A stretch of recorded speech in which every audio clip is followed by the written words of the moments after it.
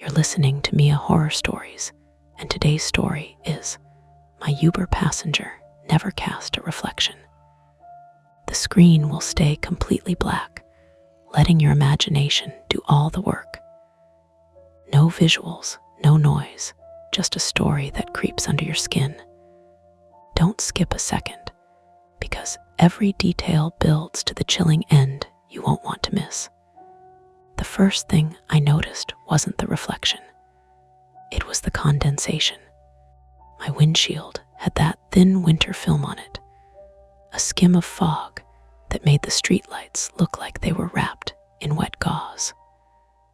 I'd been running the defroster for 10 minutes, fan on 3, heat just warm enough not to roast me, and still the glass kept breathing back at me.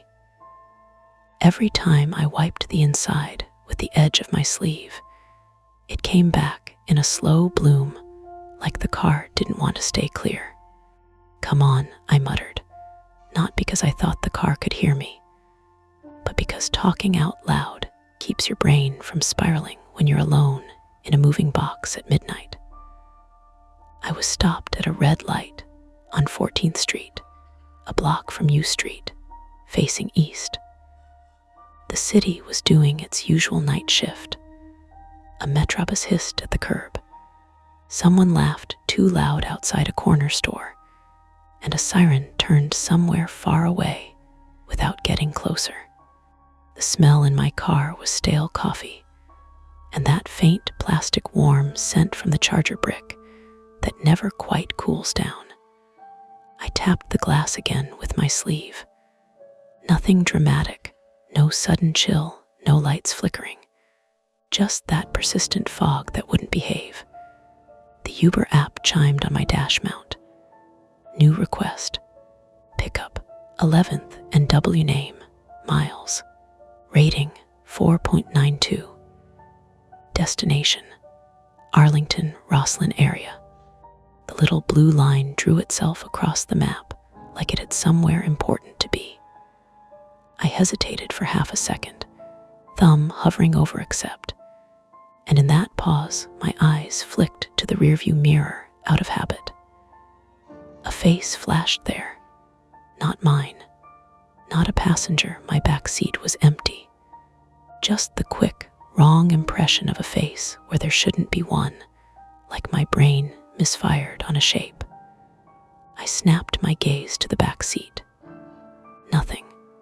Black upholstery, a folded blanket I kept for drunk people, a couple of empty water bottles rolling slightly with the vibration of the engine. Normal. The only thing moving was the faint shimmer of the fog on the back window. The light turned green. The car behind me honked immediately, like they'd been waiting to be angry.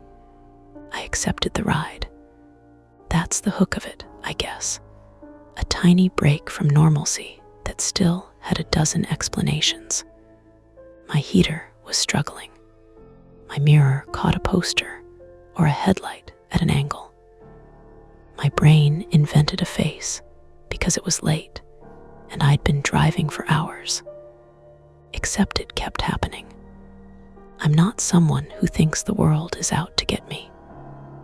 I'm the kind of guy who reads reviews before buying a phone case. I like explanations that fit in a spreadsheet.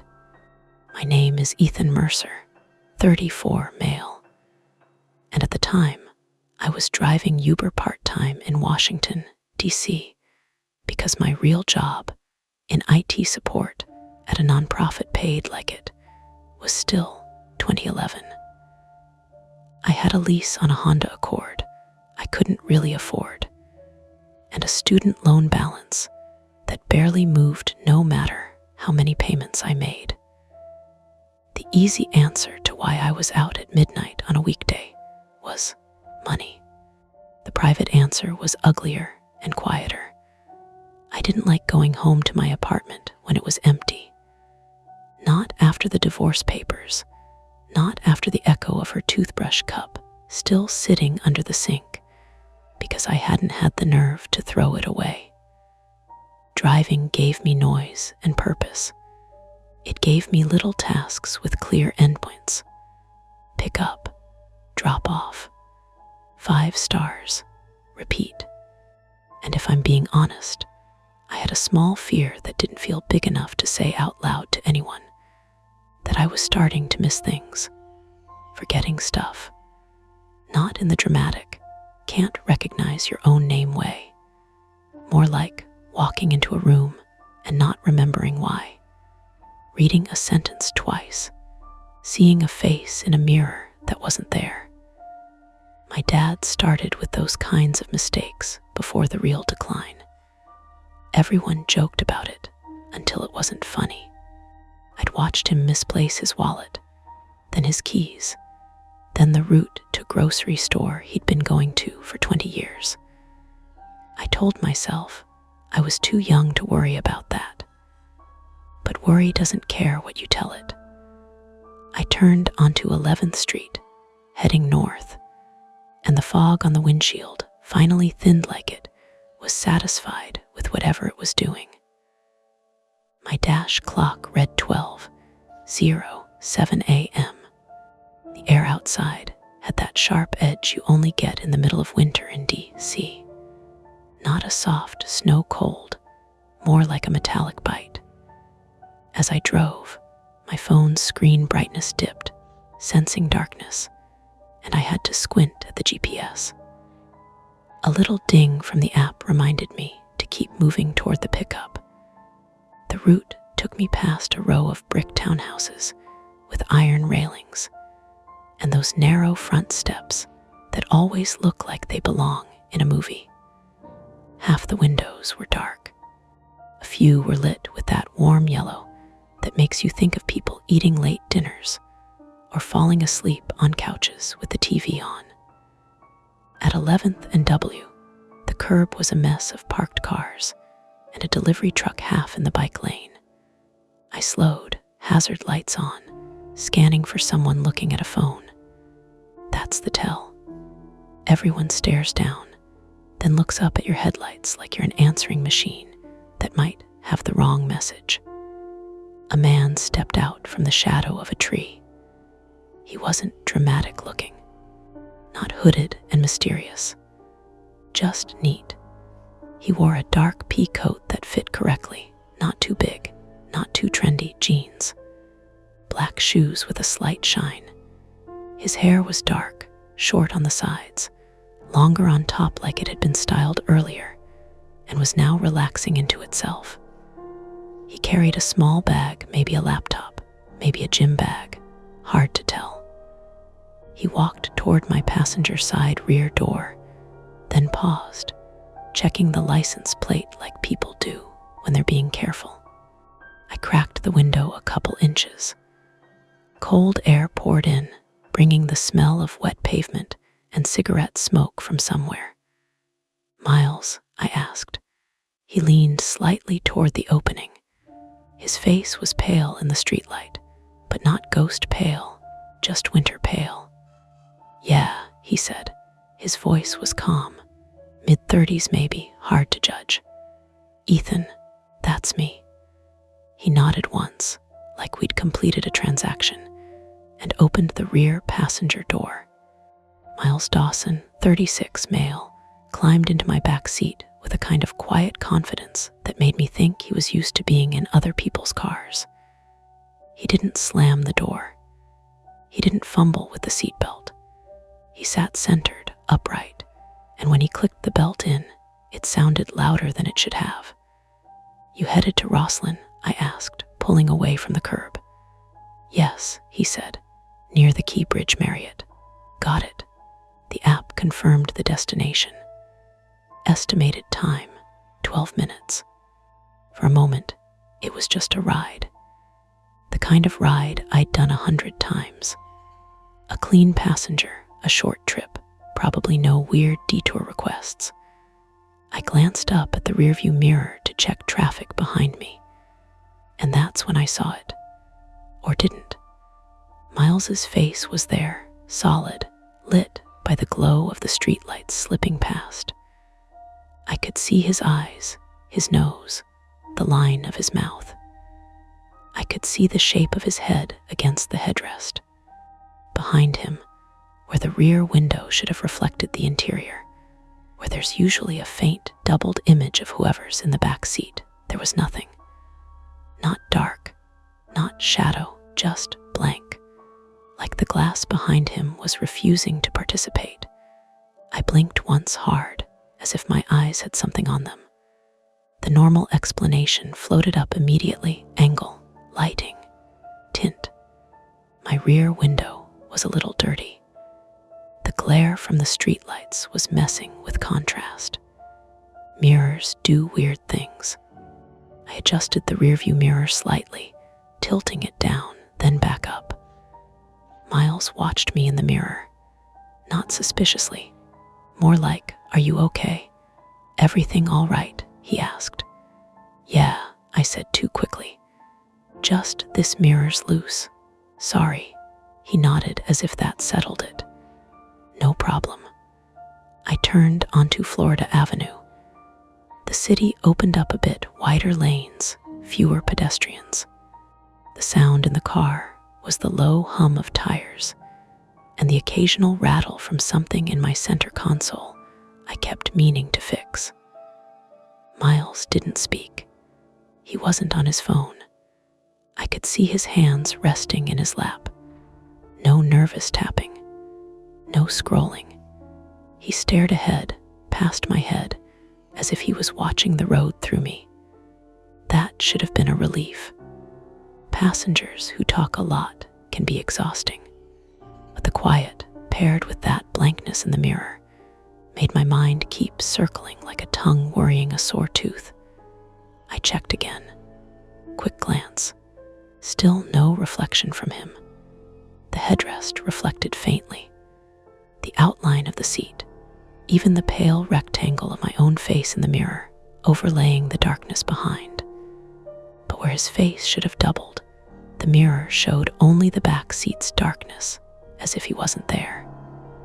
It wasn't like he was invisible. I could hear him breathe, slight and measured.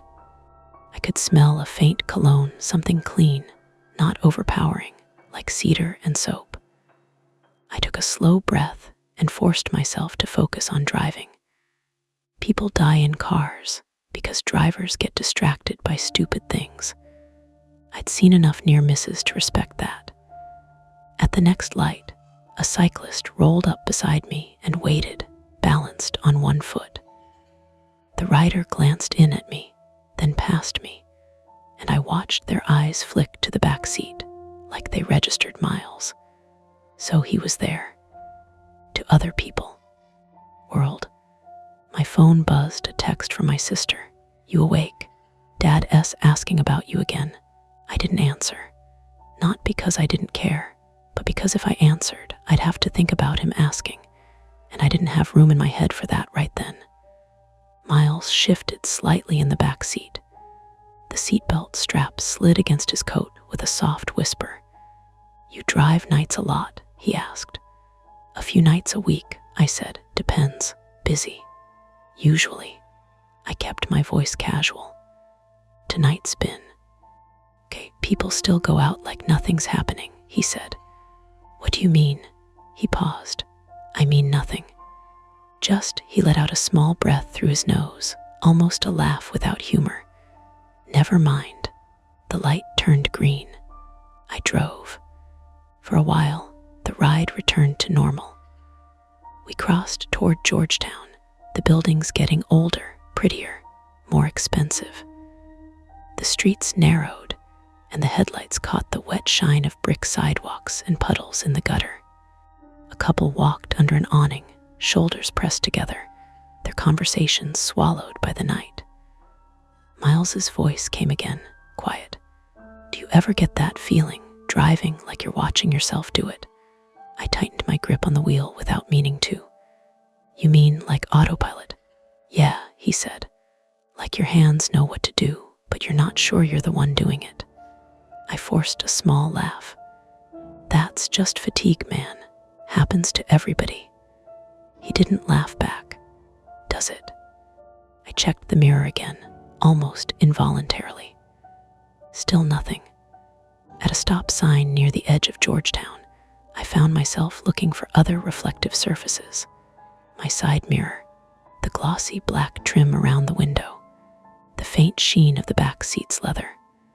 I caught glimpses of him in my peripheral vision in the real world, but in anything reflective, he seemed to fall away.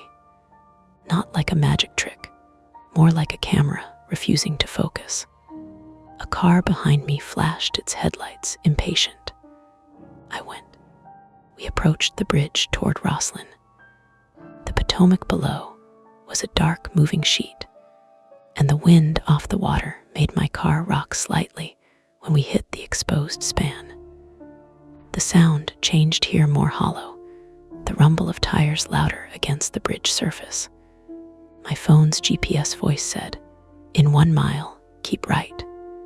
The road was familiar. I'd done this route plenty. There were always cops somewhere near the bridge, always tourists, always the occasional drunk weaving on a scooter. And then in my rearview mirror, something finally appeared where Miles's reflection should have been. Not his face, not his body, a smear, like a fingerprint dragged across glass. A subtle distortion in the air, warping the streetlights behind him into a thin, wavering ribbon. I swallowed. Miles leaned forward slightly, as if he could sense my attention. "You okay up there?" I wanted to say yes. I wanted to keep the ride simple. But my heart had started doing that annoying thing where it tries to climb out of your chest and take over your decisions. "Can I ask you something?" I said, and immediately regretted how tight my voice sounded. "Sure." I picked my words carefully, because there are 1,000 ways to sound crazy and only one way to sound normal. "Do you mind if I adjust the mirror again?" I said. "It's been acting weird." Miles was quiet for a beat. Then, "Go ahead." I reached up with my right hand, still watching the road, and tilted the mirror down and up again. The movement was small, controlled. The smear moved with the mirror, stayed in the same place relative to him, like it belonged to him. My mouth went dry. Up ahead, near the Rosslyn exit, I saw the glow of blue lights on the shoulder police, maybe a traffic stop. The kind of thing that usually makes you slow down without meaning to. In my head, 2 options presented themselves with the blunt simplicity of survival math. Keep going. Drop him off. Tell myself mirrors are imperfect and brains are worse. Or pull over near the police lights, make it look like a car issue. Ask for help. Put other eyes on the situation before I drove any deeper into whatever this was.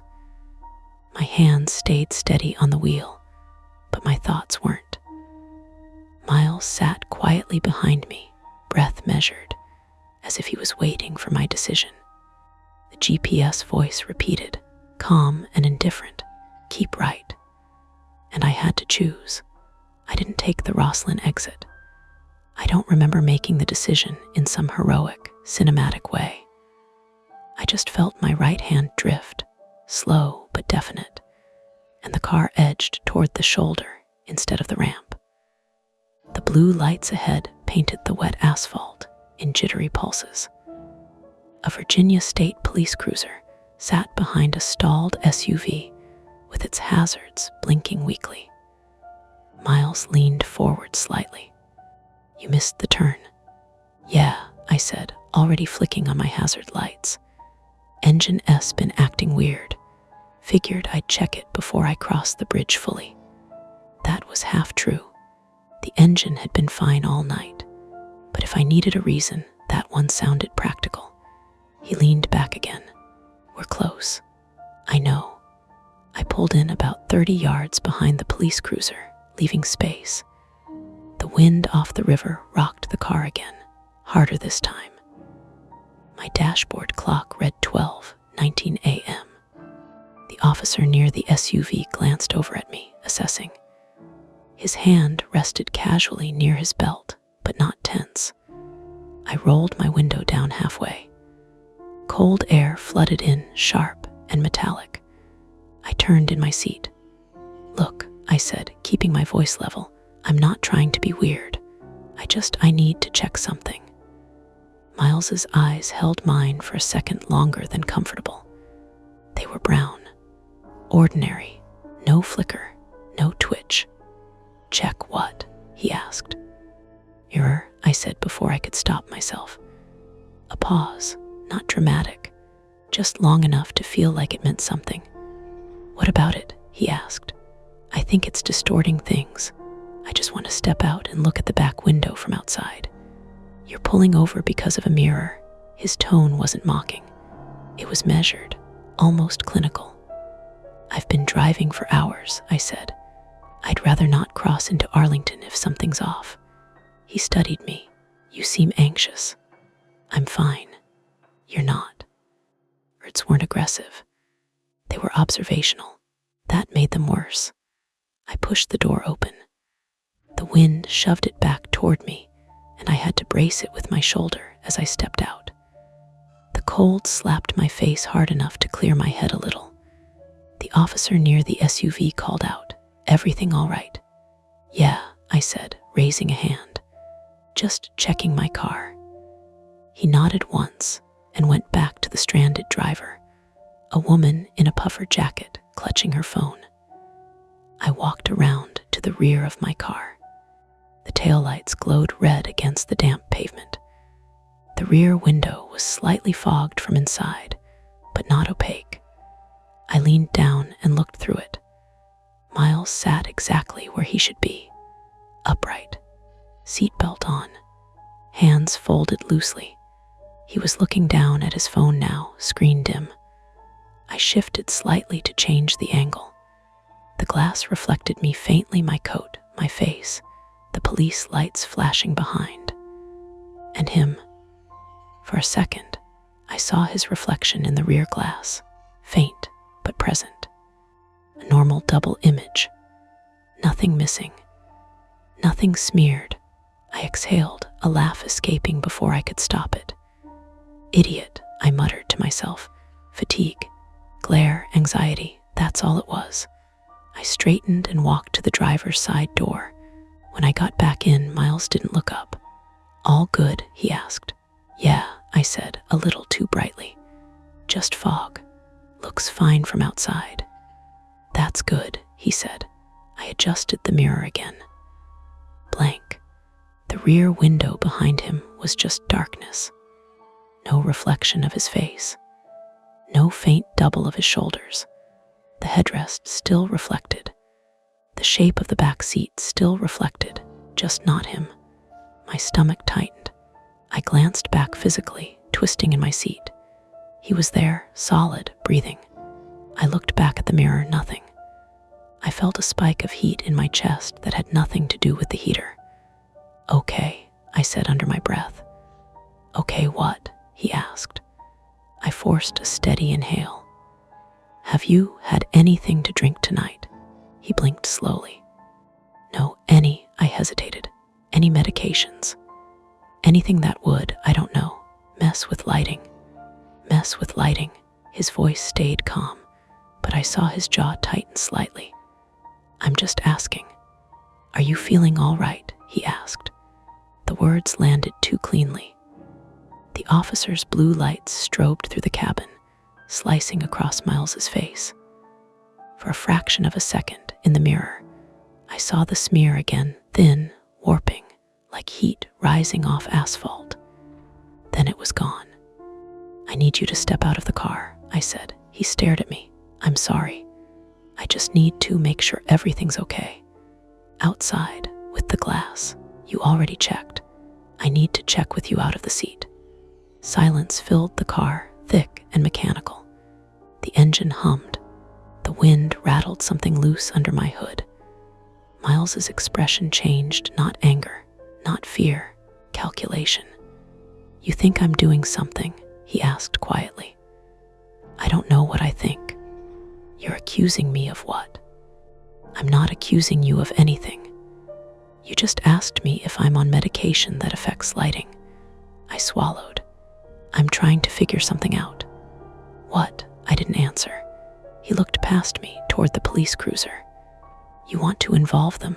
That hadn't been the plan, not directly, but the possibility hung there. Do you? He asked. No, I said quickly. Too quickly. He nodded once, as if confirming something to himself. I have a meeting early, he said. I requested a ride. You accepted it. I haven't done anything to you. I know, then drive. His voice wasn't raised. It wasn't threatening. It was firm in a way that made it clear he expected compliance. My heart thudded hard enough that I could feel it in my throat. This was the part where my private fear crept in. The fear that I was misperceiving something real. That I was about to humiliate myself in front of a stranger and a police officer because my brain decided to glitch. I imagined walking up to the officer and saying, "Excuse me, my passenger doesn't reflect in mirrors." I could see the look, the questions, the suggestion that maybe I shouldn't be driving tonight. I needed this income. I needed the distraction. I couldn't afford a report in the Uber system about erratic behavior, but I also couldn't ignore what I was seeing. Just humor me, I said. Step out for 30 seconds. No, the word was soft but final. Why not? Because I don't feel safe getting out on a bridge shoulder at midnight while my driver is acting unsettled. Unsettled. I'm not unsettled. You pulled over because of a mirror. That's not illegal. No, he agreed. It's not. We stared at each other through the thin space between seats. Behind us, the officer finished with the SUV. The cruiser's blue lights shut off, plunging the area back into ordinary darkness. The police car pulled out, past us slowly. The officer glanced in, curious but not stopping. And just like that, my safety net rolled away. Miles watched the cruiser disappear. Well, he said, there goes your audience. The wind rocked the car again, harder this time. A truck thundered past in the next lane, making my Accord shudder. My phone buzzed. Unknown number. I ignored it. It buzzed again. Same number. Miles's eyes flicked to the screen. You going to get that? He asked. No. It buzzed a third time. Against my better judgment, I tapped accept and put it on speaker without thinking. Hello. Silence for a beat. Then a faint sound, breathing. Not heavy, not exaggerated, just present. Hello, I repeated. The line clicked dead. I stared at my phone. Miles didn't move. Spam, I said, though it didn't sound convincing even to me. Probably, he agreed. The GPS chimed again, impatient. Proceed to route. I made a decision that felt like compromise. Fine, I said. We'll finish the ride. I eased the car back into traffic. As we drove off the bridge into Rosslyn, the buildings rose around us, glass and steel catching the streetlights in fractured patterns. The Marriott sign glowed red ahead. I kept my eyes on the road. I forced myself not to look at the mirror. For almost 30 seconds, I succeeded. Then instinct won. I glanced up. The smear was stronger now. Not just a faint distortion, more like the air behind him was subtly bending. His physical form was there in the car, but in the mirror, the space he occupied seemed to ripple like heat haze. My hands tightened on the wheel. Tell me something, Miles said. What? Have you been sleeping? Yes. How much? Enough. You don't look like it. I let out a short breath. You're not my doctor. No, he said, but you're responsible for me right now. The words hit harder than they should have. Responsible.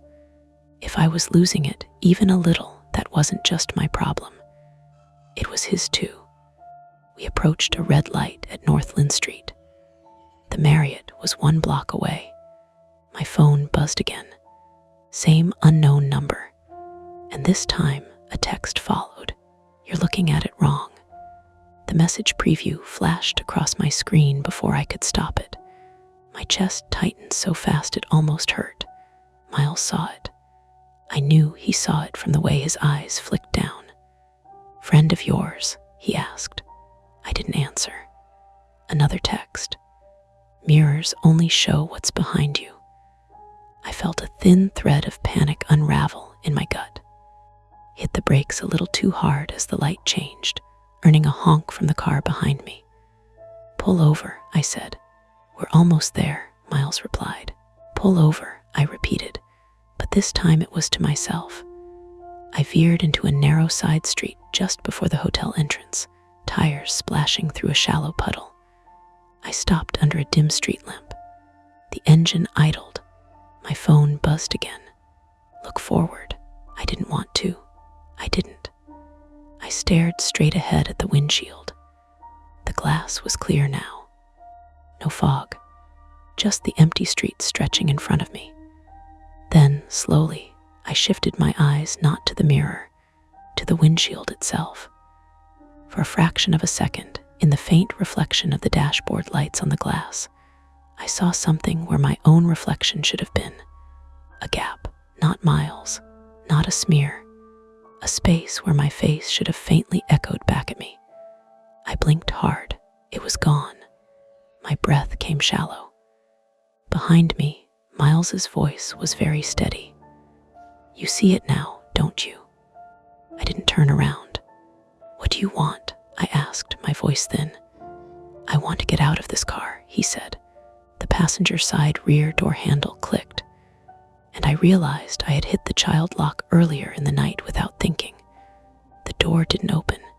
He tried again. Nothing. We were alone on a narrow Roslyn side street. No police lights, no bystanders, just the two of us, and my phone vibrating again in my lap. The child lock clicked again under Miles's hand. Nothing. He leaned forward, voice still steady, but thinner now. "Unlock it." I didn't move.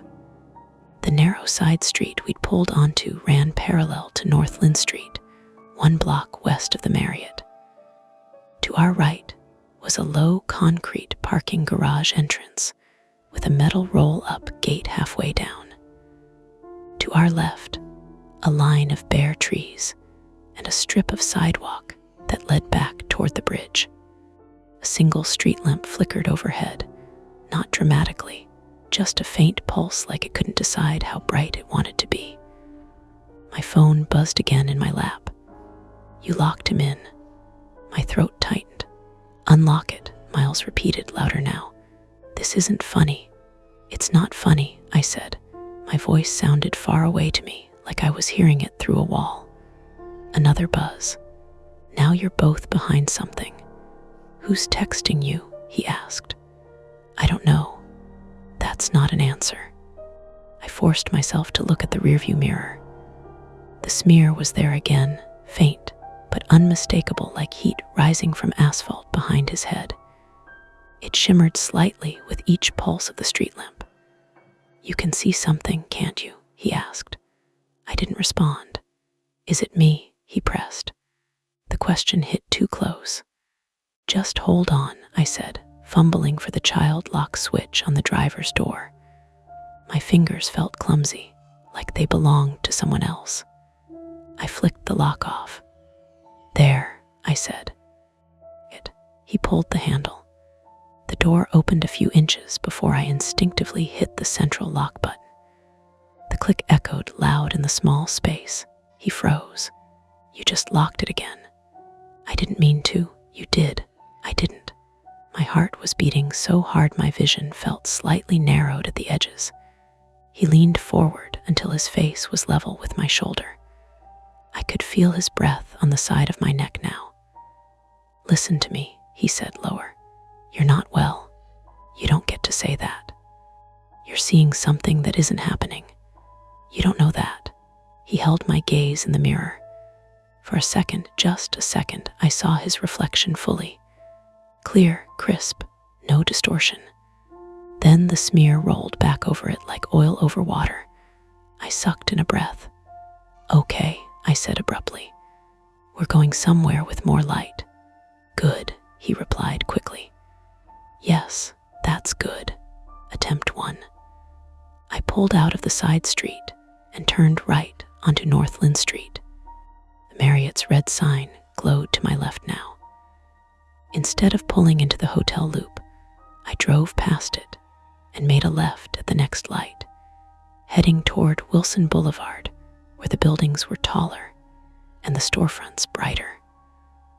Rosslyn at that hour wasn't busy, but it wasn't empty either. A few people stood outside a late-night pizza place near Clarendon Boulevard. Headlights slid past in steady intervals. I aimed for a brightly lit 24-hour CVS on Wilson. The fluorescent lighting inside would be harsh enough to strip any illusions down to their bones. "You're taking a detour," Miles said. "I need better lighting." "You already checked outside. I need you out of the car." He exhaled sharply. "Fine." We pulled into the CVS parking lot. It was mostly empty, 2 cars near the entrance, one at the far corner. The white light overhead was unforgiving, almost clinical. I parked under the brightest lamp I could find and killed the engine. The sudden quiet felt wrong. "Unlock it," he said. This time I did, deliberately. He opened the door and stepped out. I watched him through the side mirror as he straightened his coat and looked around the lot. He looked normal, annoyed, not dangerous, not unstable. I stepped out too. The cold hit me again, sharper now that adrenaline was fading into something heavier. My legs felt weak. "Stand there," I said, gesturing toward the front of the car. He stared at me like I was insane, but complied. I walked to the front bumper and looked at the windshield from outside. The glass reflected the parking lot lights, my own shape, the CVS sign glowing red, and him, clear as day. His reflection stood next to mine in the glass, slightly distorted by curvature, but unmistakably present. I circled to the passenger side, checking the side mirror. There he was. I went to the rear of the car again, looking through the back window. Reflection. Normal. My chest tightened in a different way now, not fear of him. Fear of me. He watched my face as I walked back around. "Well," he asked. I didn't answer. I opened the driver's door and slid back in, hands shaking. I adjusted the rearview mirror. Blank. The smear crept back in, faint but deliberate. My mouth went dry. Attempt 1 had failed. Outside, reality behaved. Inside, it warped. Miles leaned into the open rear door, not getting back in yet. "You see," he said quietly. "Nothing's wrong." "Get in," I said. He hesitated. "Are you going to lock me in again?" "No." He studied me, then slid back into the seat. As soon as the door shut, the air in the car felt thicker, warmer, claustrophobic. I checked the mirror again, smear. "Tell me what you're seeing," he said. "I'm seeing you not reflect." "That's impossible." "I know, so it's you. I know." He leaned back, running a hand through his hair for the first time. The first crack in his calm. "Jesus," he muttered. "You need to end this ride." "I will." "When?" "Soon." Another buzz from my phone. Outside works. Inside doesn't. My stomach dropped. Miles saw the screen light up again. "Block the number," he said. "I will." I didn't. Attempt 2. I needed a third party. Someone neutral. Not police, too high stakes. But someone who could confirm what I was seeing from inside the car. I restarted the engine. "We're going to the gas station on Lee Highway," I said. "Shell. It's 2 minutes." He didn't argue this time. I drove north on Wilson, then right onto Fort Myer Drive, looping toward Lee Highway. The road curved under the overpass. The hum of tires on concrete amplified in the underpass tunnel, echoing around us. For one terrifying second in the tunnel, All I saw in the mirror was darkness, no smear, no reflection of anything. Then the streetlights resumed and the smear returned. My breath hitched. That was just the tunnel, I told myself out loud. What? He asked. Nothing. We pulled into the Shell station at the corner of Lee Highway and North Nash Street. The neon sign buzzed faintly. A single clerk stood inside behind thick glass. A man in a hoodie pumped gas at the far pump, earbuds in. I parked near the entrance. Stay here, I told Miles. Not a chance, he replied, opening his door before I could stop him. We both stepped out. I walked straight into the station. The clerk, a middle-aged man with tired eyes and a name tag that said Ravi, looked up. Evening, he said. Hey, I replied, trying to keep my voice steady. Can you do me a favor? He looked wary already. My mirror's acting weird, I said. Can you just look in my rear view from the driver's seat and tell me if you see my passenger clearly? There it was, said out loud. Ravi blinked. Your mirror. Yeah. He glanced past me at Miles standing by the pump, arms folded. Is there a problem? Ravi asked carefully. No, I swallowed. I need to know if it's me. He hesitated, then shrugged. Okay. We walked back out together. Miles's jaw tightened. What are you doing? Just verifying, I said. Ravi climbed into the driver's seat. He adjusted the mirror slightly. He looked into it for a long second, then another. My heart pounded so hard I thought I might black out. Well, I asked. Ravi frowned slightly. I see him. Clearly, yes. No distortion, no blur. Ravi glanced at me. It's a mirror, man. Miles exhaled slowly, almost a laugh. Satisfied, my ears rang. Ravi climbed out, looking at me differently now. You okay to drive? He asked. Yes, I said automatically. He didn't look convinced, but went back inside. Attempt 2 failed. Now it wasn't just perception, it was isolation. Whatever was happening only to me. Miles leaned against the car. You need to call someone, he said quietly. I can't. Why? Because if I tell them what I'm seeing, they won't let me drive. Maybe you shouldn't be. The words felt like a punch. I'm taking you to the hotel, I said through clenched teeth. Then I'm done.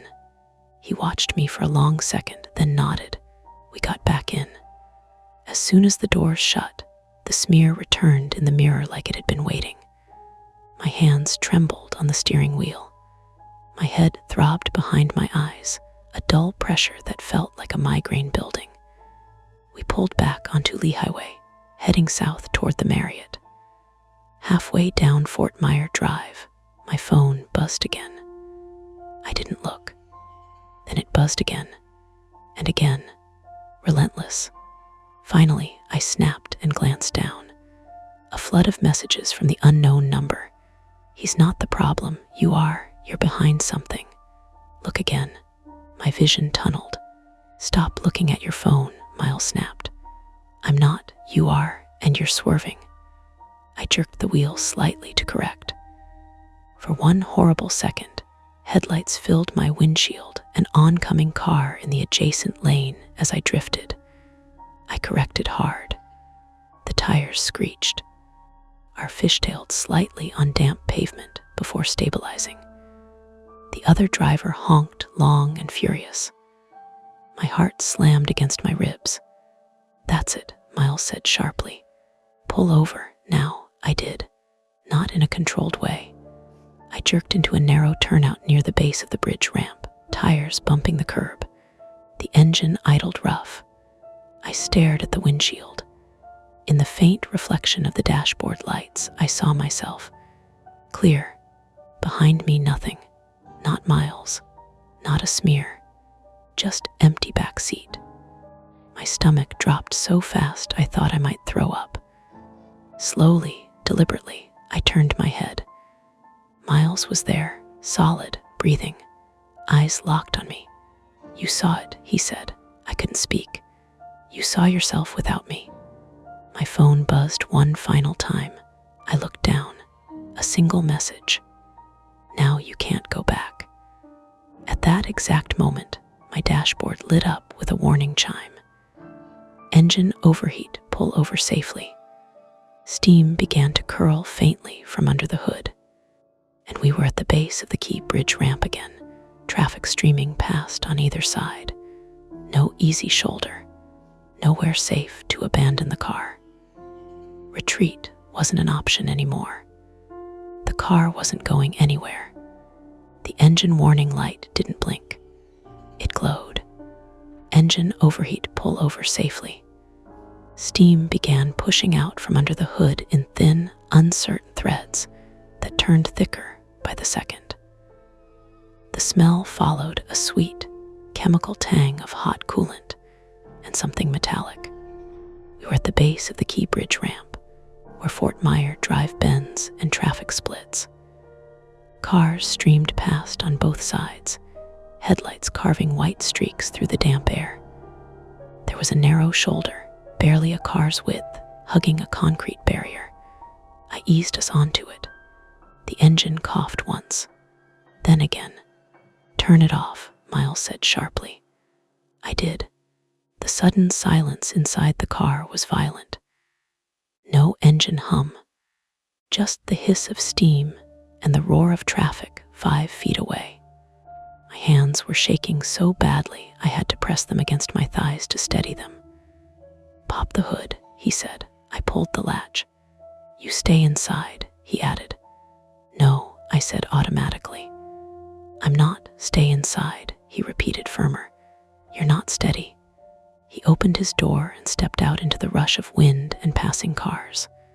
For a split second, as he exited, I saw his reflection fully in the rearview mirror. Crisp, whole. Then the door shut, and the mirror showed only the empty back seat. I sat there, breathing shallow, trying to swallow down the rising panic. The phone buzzed again in my lap. I didn't look. I couldn't. Outside, Miles walked around to the front of the car and lifted the hood. Steam rolled up, thicker now. He leaned back, instinctively avoiding the burst of heat. Through the windshield, I could see him as a solid shape in front of the car.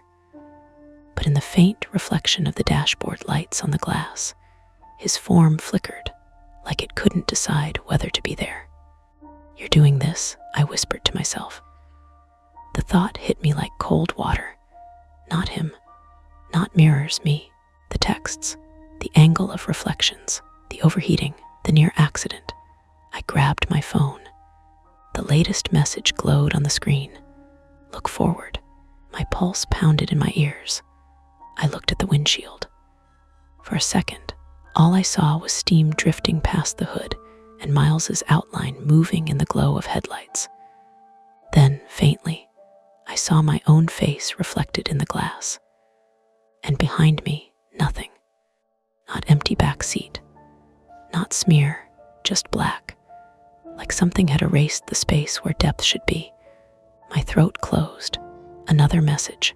"You locked him in." Another. "You almost killed him." Another. "You don't see what's behind you." The words hit harder now. Not mystical, not cryptic, literal. Behind me, I turned slowly. The back seat was empty. Miles was outside. Of course it was empty. But my mind filled it anyway with the image of him sitting there, silent, watching me. My breathing sped up. There was a hard knock on my window. I flinched so violently my knee hit the steering column. Miles stood outside, face flushed from the cold, motioning for me to roll the window down. I did. "It's the radiator," he said. "Coolant's low. There's a leak. You shouldn't have been driving." His voice wasn't accusatory anymore.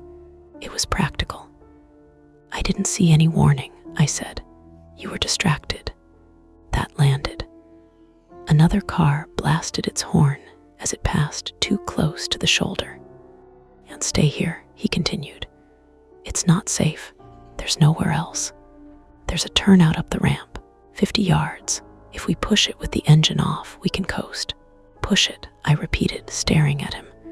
It's downhill slightly before the incline. We can get momentum. The idea felt insane, but so did sitting here with steam pouring out and traffic flying by.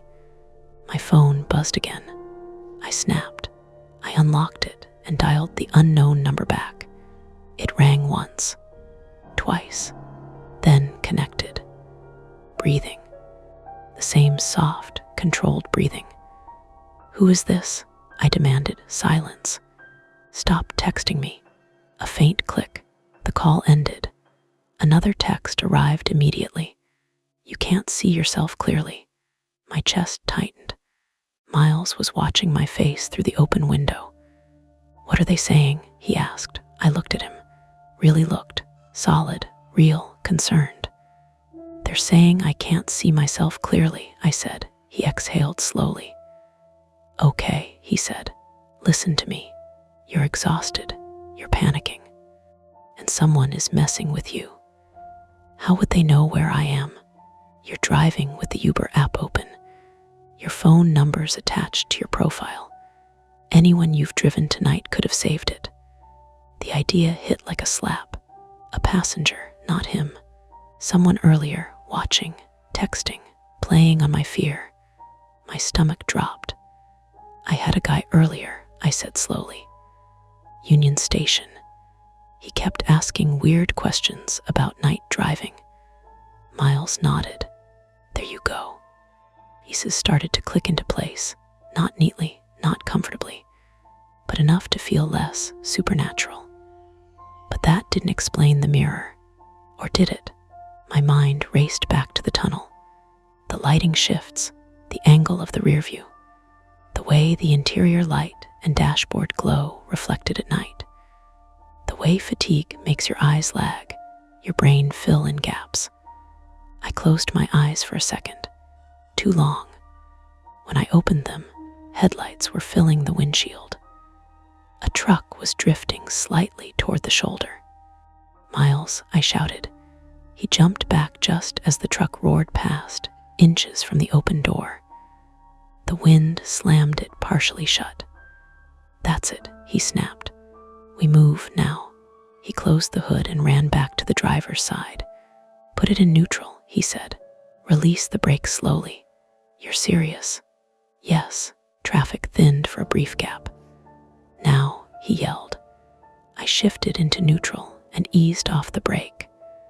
The car began to roll, slowly at first.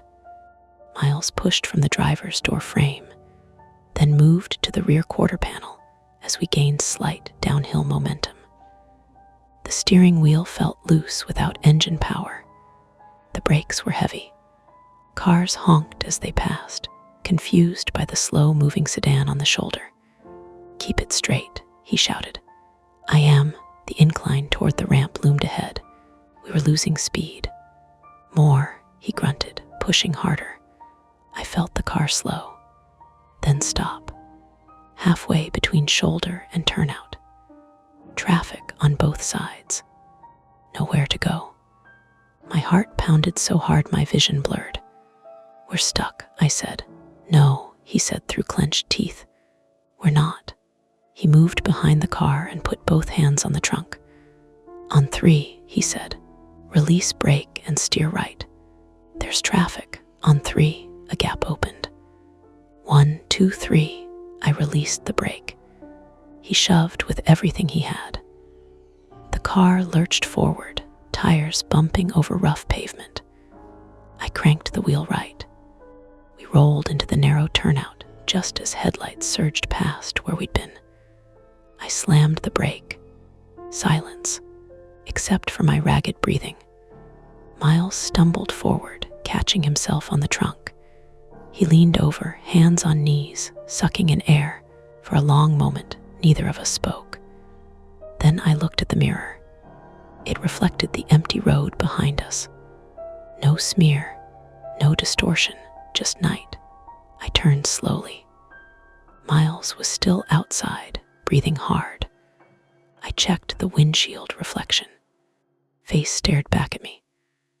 Behind me, the back seat, empty. Normal. My phone buzzed again. I picked it up with shaking fingers. One final message. Look forward, I looked. Steam still curled from the hood, but thinner now. The turnout was safer, concrete barrier on one side, a small patch of gravel beyond. Miles walked back to my window. You okay? He asked. I nodded, though it felt like lying. You need a tow, he said, and probably a break from driving. I let out a hollow laugh. You think? He gave a faint, tired smile. Can I get out now? He asked. The absurdity of the question hit me. Of course he could. I unlocked the doors. He opened the rear door and grabbed his bag. Before closing it, he leaned down so his face was level with mine. For what it's worth, he said quietly, I was always there. I didn't know if that was reassurance or something else. He shut the door. As he walked away toward the Marriott lights in the distance, I watched him in the side mirror. Clear, solid, reflecting like any other man under streetlights. My phone vibrated once more. Unknown number. I declined the call. Then I powered the phone off. The night felt larger without the buzzing. Alone in the car, steam thinning, traffic rushing past, I became aware of the physical toll. My hands were scraped raw from gripping the wheel too hard. My right knee throbbed where it had slammed into the column. A dull headache pulsed behind my eyes, deep and insistent. I rested my forehead against the steering wheel. No magic, no ghosts, just exhaustion, fear, and someone who had figured out exactly which nerve to press. After a minute, I lifted my head and checked the mirrors one last time. Everything reflected exactly as it should. But the damage wasn't in the glass. It was in the doubt. I had almost driven into traffic because I couldn't trust what I saw. I had locked a stranger in my car because I couldn't separate perception from reality. And even now, sitting in that turnout, with coolant dripping somewhere under the hood, I couldn't shake the memory of the smear in the mirror. Resolved, but not clean. The tow truck took 40 minutes. I remember that because I checked my watch every few minutes like it might speed things up. The steam from under the hood thinned into nothing long before the truck arrived. The night settled back into its ordinary rhythm, cars rushing past toward DC, the distant hum of the river, the occasional siren threading through the air and fading again. Without the engine running, the car felt smaller, quieter.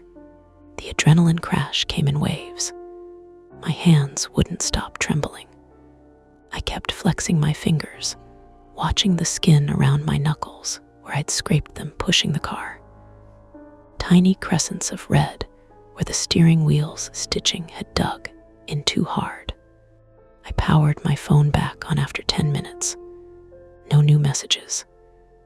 The unknown number was still there in the call log, sitting at the top like it had earned that spot. I blocked it.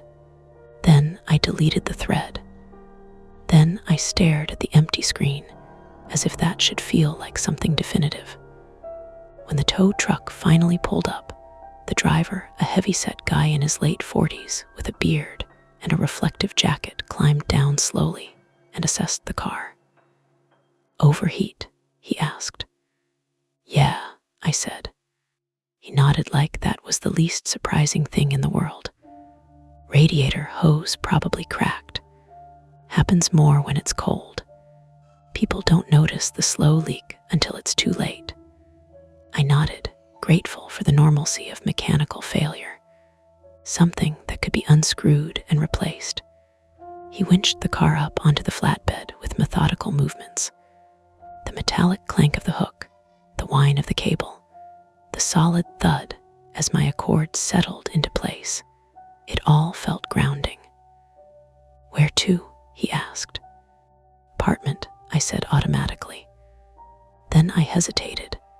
If I went home, I'd be alone with it, with the mirror, with the quiet. Actually, I said, there's a 24-hour urgent care on Wilson. Can you drop me near there? He shrugged. Sure. We rode in silence in the cab of the truck. The heater blasted warm air that smelled faintly of coffee and diesel. I stared at the windshield the entire time, watching the reflection of the dashboard lights, making sure my face looked back at me when it should. It did. At the urgent care, I paid him, thanked him, and stepped out into fluorescent brightness. Inside, the waiting room was nearly empty. A woman with a toddler slept slumped in a chair. A man in construction boots scrolled on his phone. The receptionist looked up with professional fatigue. What brings you in? Headache, I said, and maybe anxiety. She didn't react to that word, just handed me a clipboard. Nurse who took my vitals, early 30s, calm voice, steady hands, asked routine questions. Any recent injuries? Loss of consciousness? Visual disturbances? I paused at that last one. Just stress, I said, long night driving. My blood pressure was high, not catastrophic, just elevated. Probably dehydration and fatigue, she said. You driving for work? Yeah, take a break, she said plainly. Brains don't like being pushed. They gave me fluids, advised rest. No dramatic diagnosis. No psych evaluation. No one looking at me like I'd stepped off the edge of something. By the time I left, the sky had begun to pale faintly at the horizon. Not sunrise yet, just the suggestion of it. I called my sister as I stood outside. She picked up on the second ring. You're up early, she said. I haven't slept. A pause. What happened? I leaned against the brick wall of the clinic and told her a version of it. Not the smear, not the reflection, just the overheating, the near accident, the panic. You scared yourself, she said gently. Yeah, and maybe you need to not drive at midnight for a while. I stared at the parking lot, at my reflection faintly in the clinic's glass door. Behind me, empty space. Maybe, I said. When I got home after a rideshare back to my apartment, the place felt the same as always. Same couch, same kitchen counter, same toothbrush cup under the sink. But I moved through it differently. I didn't turn on the TV. I didn't check email. I went straight to the bathroom and stood in front of the mirror. It was an ordinary mirror, cheap frame, slight distortion at the edges. I stared at my own face. You're here, I said quietly. My reflection said it back. I turned off the bathroom light. In the dimness, with only hallway light spilling in, my face became softer, less defined. For a split second, my brain tried to do it again, tried to erase something behind me. I turned the light back on immediately. Enough. I slept for almost 12 hours. When I woke up, the headache was dull but manageable. My knee had stiffened overnight, bruising blooming under the skin in dark purple shapes. My phone was quiet. No missed calls, no new messages. I opened the Uber app. A notification waited. Passenger reported erratic driving behavior. My stomach dropped. I tapped it. The report was brief. Anonymous. Driver appeared distracted and made unsafe stop on bridge shoulder. No mention of reflections. Mention of mirrors. Just that. I closed my eyes. That was fair. I submitted my own note through support, citing mechanical failure and providing the tow receipt. I didn't elaborate. Later that afternoon, I received an automated message. My account was temporarily under review pending investigation. Not permanent suspension. Not yet. Just review. It felt like being put on probation by something faceless. I sat at my kitchen table and replayed the night in small, clinical pieces. the smear, the texts, the overheating, the tunnel, the way Miles had said, I was always there. I looked up his name in the ride history. Miles Dawson, 4.92 rating, no profile photo, no prior rides with me. I searched the unknown number online. Nothing tied to a name, just a VoIP service. It could have been anyone. That night, I walked to a nearby grocery store instead of driving. I noticed reflections everywhere. Store windows, car doors, refrigerator glass in the frozen aisle. Checked each one unconsciously. Everything behaved. At checkout, the cashier, a teenage girl with tired eyes, handed me my receipt. Have a good one, she said automatically. You too, I replied. Outside, the streetlights flicked on as dusk settled. I paused at the corner, waiting for the walk signal. In the darkened window of a closed storefront, I saw my reflection again. Behind me, cars moved. People walked. I forced myself not to turn around immediately. Instead, I watched the reflection. It stayed. Solid. When the walk signal chirped, I crossed. The Uber review process took 3 days. They reinstated my account with a warning about safe driving practices. I didn't log back in. Not that week. Maybe not for longer. Instead, I scheduled an appointment with a neurologist. It felt dramatic, maybe unnecessary, but I needed someone to tell me I wasn't sliding into the same slow erosion I'd watched in my father. The neurologist was patient, asked questions, ran simple cognitive tests. Nothing alarming surfaced. Stress can do strange things, he said, especially when you're primed to look for decline. Primed. That word stuck. I left with no diagnosis beyond fatigue and anxiety. On the metro ride home, I caught my reflection in the train window as it tunneled underground. For a brief second in the darkness between stations, the window became a mirror. My face floated there, suspended in black. Behind me, the carriage was a blur. And in that blur, for the smallest fraction of a heartbeat, I thought I saw a shape that didn't quite line up with anyone sitting there. A shoulder at the wrong angle, a head slightly too still. Then the train burst back into light, and the window became transparent again. People, seats, poles, normal. I didn't look back to confirm. I didn't need to. The rational explanation was easy. Reflections in moving glass distort. The brain fills gaps. Fatigue lingers. Gripped the pole and focused on the forward motion of the train. Mirrors only show what's behind you. That's true. But sometimes what's behind you is just memory, fear, exhaustion.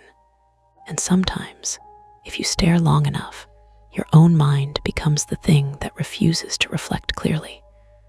When I got home that evening, I covered the rearview mirror of my car with a folded parking receipt, just for a few days. Not because I thought something would be there, but because I didn't trust myself not to look for it. The world kept moving. Cars kept reflecting. And every so often, when I catch my face in glass at night, I still feel that small, stubborn question rise up. What if I'm looking at it wrong? That's it for this nightmare. If you enjoyed it, please like the video, subscribe to Mia Horror Stories, and turn on notifications. It really helps keep the stories alive. And don't stop here. Dive into another one of our videos and keep the fear going.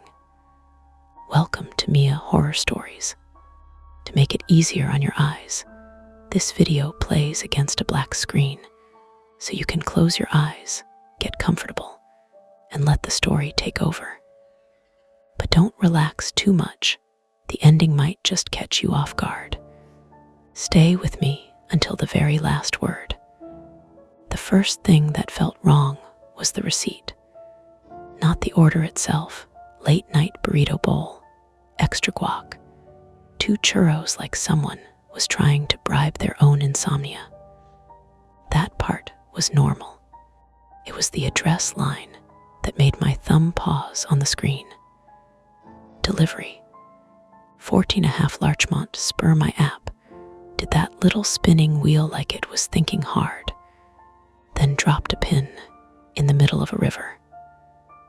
I was already rolling because you don't sit in a running car at 11:47 p.m. in February and let indecision eat your gas.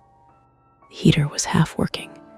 The fan had a click in it like a playing card in bike spokes, and my phone was clamped to the dash mount at an angle that always made maps look slightly judgmental. Outside the windshield, the city had that wet glass look, streetlights smeared on the asphalt, taillights stretched into red commas. It had been raining earlier, and now the air smelled like cold stone and exhaust. I tapped the address, copy, paste into Google Maps. Nothing. I tried Apple Maps. Nothing. I tried the app's built-in navigation again and watched it stubbornly insist the customer wanted dinner delivered to a moving patch of dark water. A glitch, I told myself. The app occasionally did stupid things. It once sent me to W8th Cent without a city, which is like asking a bartender for a drink. Another time it insisted an address in my zone was across the ocean, and the pin landed off the coast like it wanted me to toss a pizza into the Atlantic and call it done. I could still explain this. I pulled to the curb under a street lamp that flickered at regular intervals. Not spooky, just old. And the light made my dashboard look like a cheap aquarium, green digits, wet reflections, my hands pale on the wheel. I zoomed out, zoomed in. The pin jittered like it was trying to snap onto a grid line that didn't exist. The order notification chirped again. Leave AT door. Do not knock. A normal request. People didn't want their roommates waking up. People didn't want their dogs exploding into noise. People didn't want to see the face attached to their hunger. Still, do not knock always carried a faint edge, like a whisper in a hallway. I took a breath and hit the call button. The phone rang twice, then went to voicemail. No personalized greeting, just the automated voice. The person you are calling is not available. I tried the in-app message. Hey, I can't locate the address on my maps. Can you confirm cross streets? 3 dots appeared, then disappeared. My stomach did that tiny sinking thing it did whenever I saw an order that might turn into wasted time. Time was money, and night deliveries were a string of small decisions that either kept you afloat or didn't. Take the long drive for a bigger tip. Skip the confusing apartment complex. Gamble on the customer who never answers. Behind me, a car hissed through a puddle. Far off, a siren rose and fell, not close enough to care about me, just part of the city's background music. Somewhere, a metal gate slammed, the sound echoing between buildings. I checked the name on the order.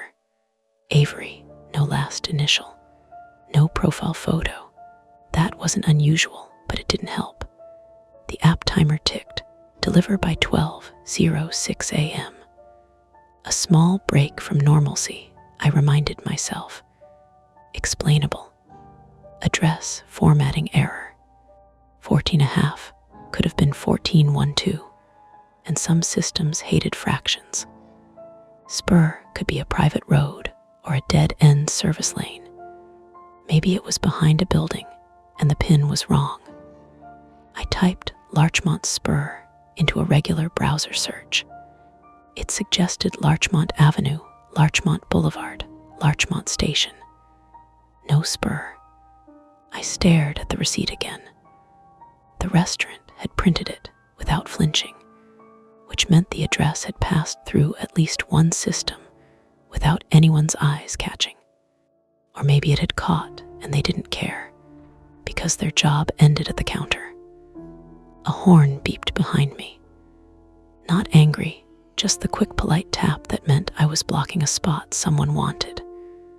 I eased forward, found a gap, and slid in behind a parked SUV with a baby ON board sticker that looked sun-bleached and tired.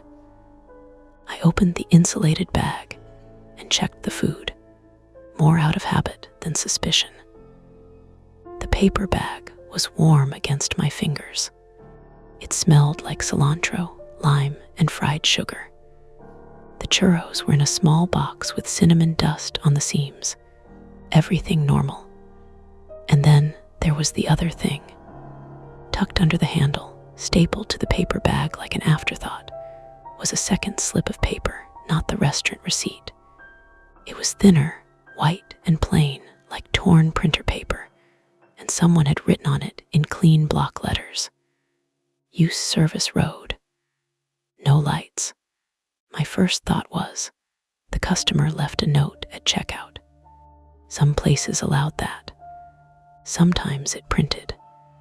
Sometimes the staff scribbled it if their printer didn't cooperate. My second thought arrived right after, quieter and more annoying. No lights. Like my headlights. Like street lights. Or like, don't bring attention. I held the paper closer to the dash light. The ink was fresh enough that it still had that slightly glossy look. The letters were too even to be a frantic scribble. It looked like someone who wanted to be understood.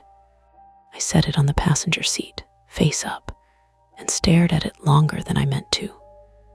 A laugh burst out of me, too sharp, and then I stopped myself and looked around as if anyone could hear. No one cared.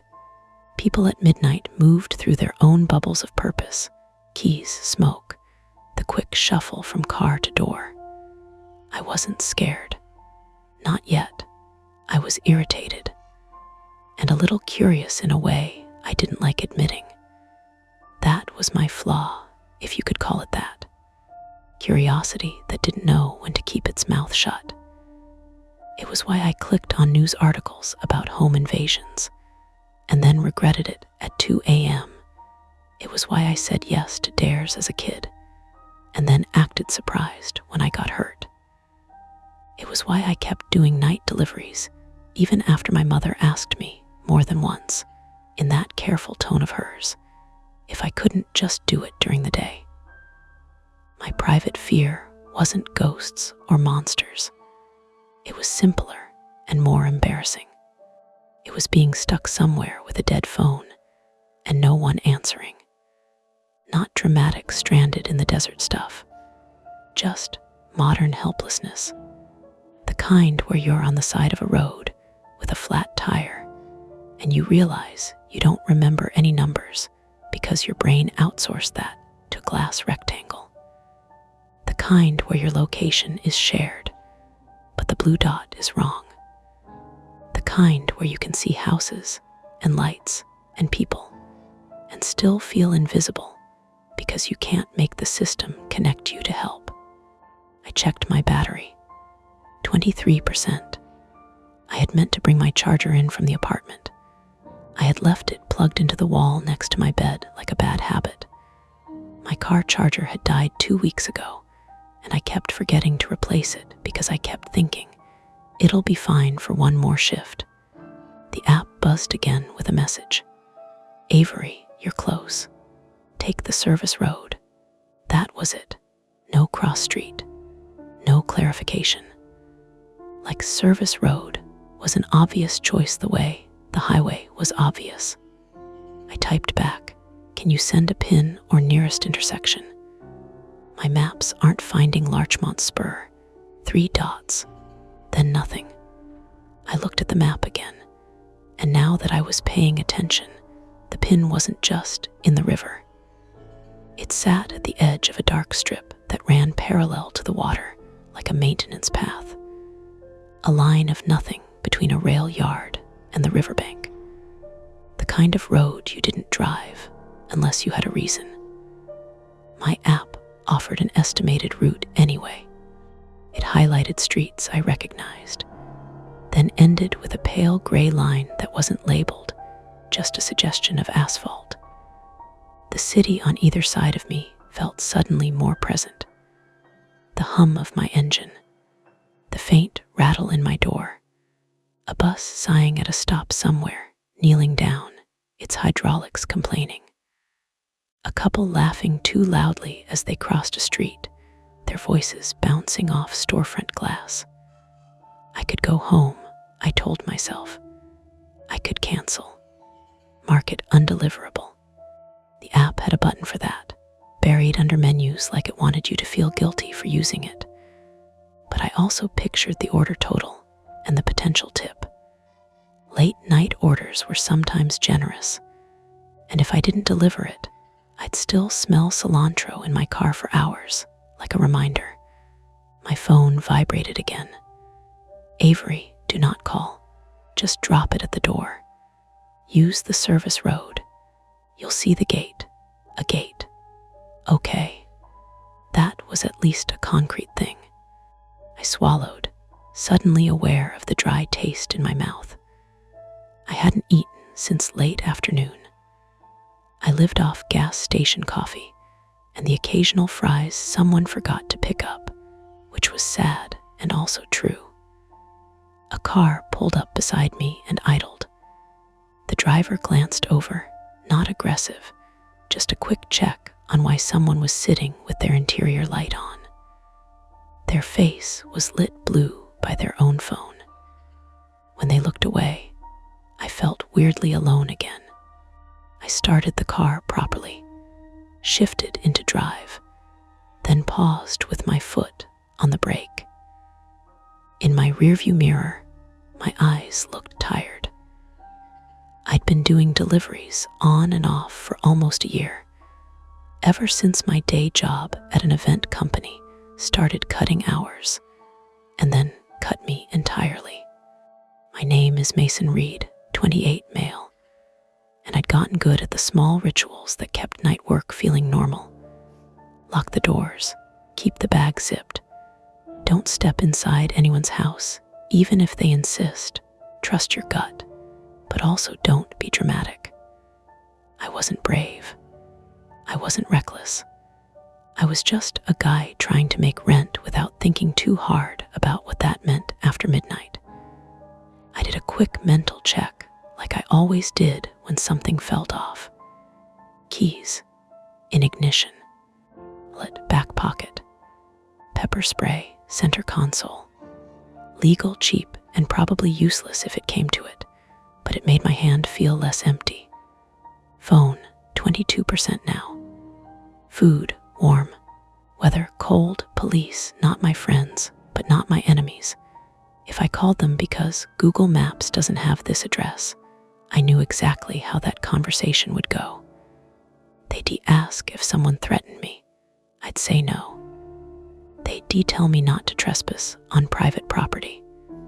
They'd suggest I cancel the order. End of story.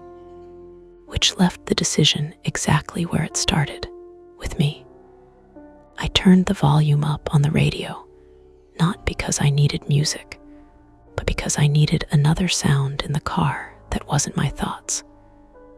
Some late-night host was talking about sports in a voice that made everything feel routine and dumb. I pulled away from the curb and followed the route the app suggested.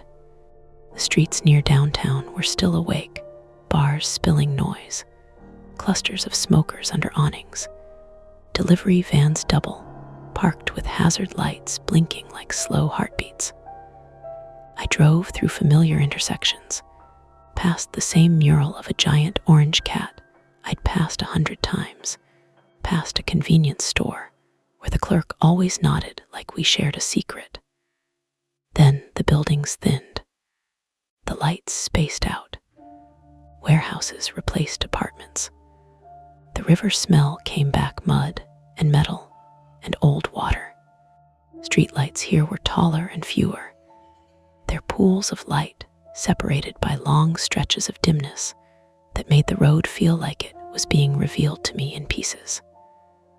The app told me to turn left onto a road I'd never noticed before.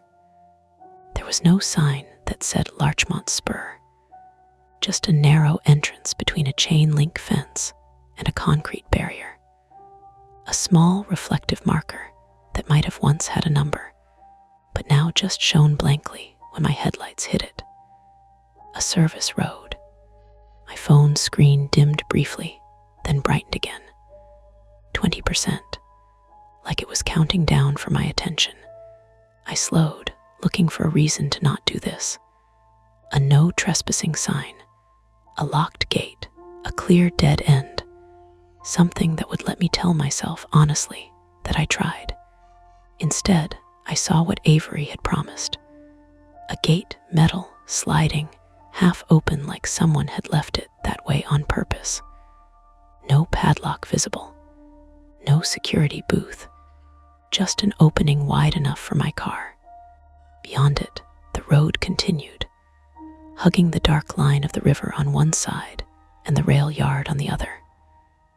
The yard lights were far off, orange and industrial, and I could hear, faintly, the clank of something shifting, train cars settling, or maybe just my imagination pulling sound out of the air.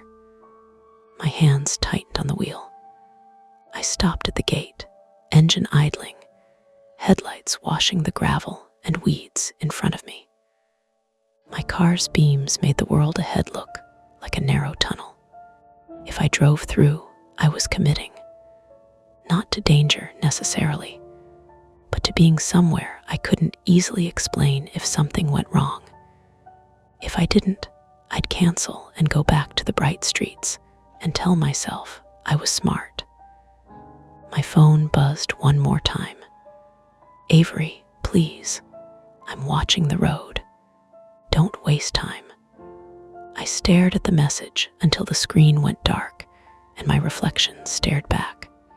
The choice sat there with me in the idling car, reverse and leave, or roll forward through the half-open gate and deliver food to an address that didn't exist on any map. I put my foot on the gas, just enough to feel the car lean forward, and held it there. I eased the car forward. The tires rolled over loose gravel with a soft crunch that sounded louder than it should have. The gate didn't creak. It just stood there, half open, patient. I didn't turn off my headlights. No lights could mean a lot of things. It could mean don't flash your brights into someone's bedroom window. It could mean the streetlights were out and I shouldn't rely on them. It could mean something more specific and more ridiculous, and I wasn't ready to interpret it that way. The service road narrowed almost immediately. On my left, the river moved slow and black, the surface broken in places by pale reflections from distant lamps. On my right, chain-link fence stretched along the rail yard, topped with coiled wire. Every few seconds, there was a metallic knock from somewhere deep in the yard, like someone tapping a wrench against steel. The app still showed a route, but the gray line floated in empty space. No street name, no nearby businesses, just the blue dot of my car inching forward. I checked my battery. 18%. The radio crackled and lost signal, dissolving into static. I turned it off. The car felt suddenly smaller without background noise. My phone buzzed. Avery, you kept your lights on. I stared at the message. I hadn't told them I was through the gate. The only way they'd know was if they could see my headlights. A small prickle worked up the back of my neck, not fear exactly, more the awareness of being observed. I typed back, I need them to see the road. 3 dots. Then, just dim them when you get close. Please. The please softened it, but only a little. How close? I muttered and didn't send it. The road curved gently. Weeds brushed the side of my car with a dry SHHT sound. There were no houses visible yet, just the river and fence, and the occasional utility pole with no lamp attached. Then I saw it, a low building set back from the road, almost blending into the dark. 1-story, flat roof, concrete block. No visible signage. A single porch light burned near a metal door, casting a cone of yellow that didn't reach very far. That had to be it. Slowed, then clicked my headlights down to parking lights. The road ahead dimmed. My heart sped up in a way that annoyed me because nothing had happened yet. The app showed I was 200 feet away. My phone vibrated again. Avery, stop before the door. I'll come out. I didn't like that. Leave at door was one thing. I'll come out changed the script. I pulled to a stop about 30 feet from the building, engines still running. My lights were low enough that the building looked like a shape cut out of the dark. For a few seconds, nothing moved. Then the metal door opened and a figure stepped into the porch light. A man, tall but thin in a way that made his jacket hang loose. He lifted a hand, palm out, not waving, just signaling. He walked toward my car at an easy pace, not hurried. I cracked the window before he reached me. He stopped a few feet from the driver's side, staying just outside arm's reach. Smart or cautious. I'm Avery, he said. His voice was normal. A little hoarse, like he'd been talking earlier or maybe just didn't drink enough water.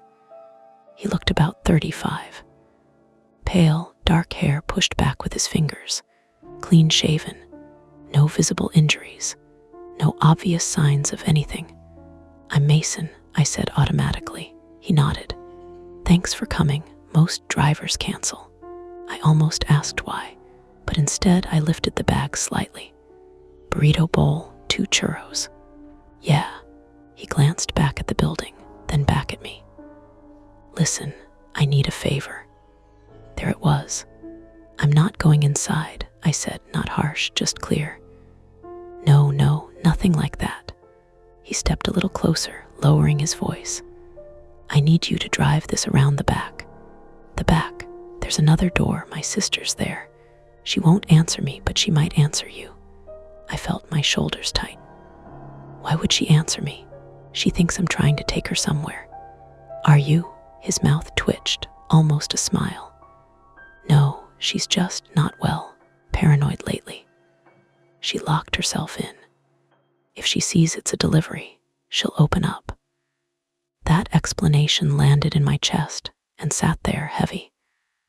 I had delivered to plenty of awkward situations, couples mid-fight, parents whisper yelling about money, roommates pretending they didn't hear each other. But this was different. You can just leave it, I said. If she's hungry, she'll grab it. She won't open the front, he said quickly. She thinks I'll be there. I hesitated. My private fear, the dead phone, the stuck place, pressed at the back of my mind. This wasn't that. This was something else. But it was adjacent. How long has she been in there? I asked. Since about 9. It was now after midnight. She has her phone, I asked. Avery's jaw tightened. She smashed it. Of course she did. A train horn blew in the distance, long and low. The sound rolled over us, then faded.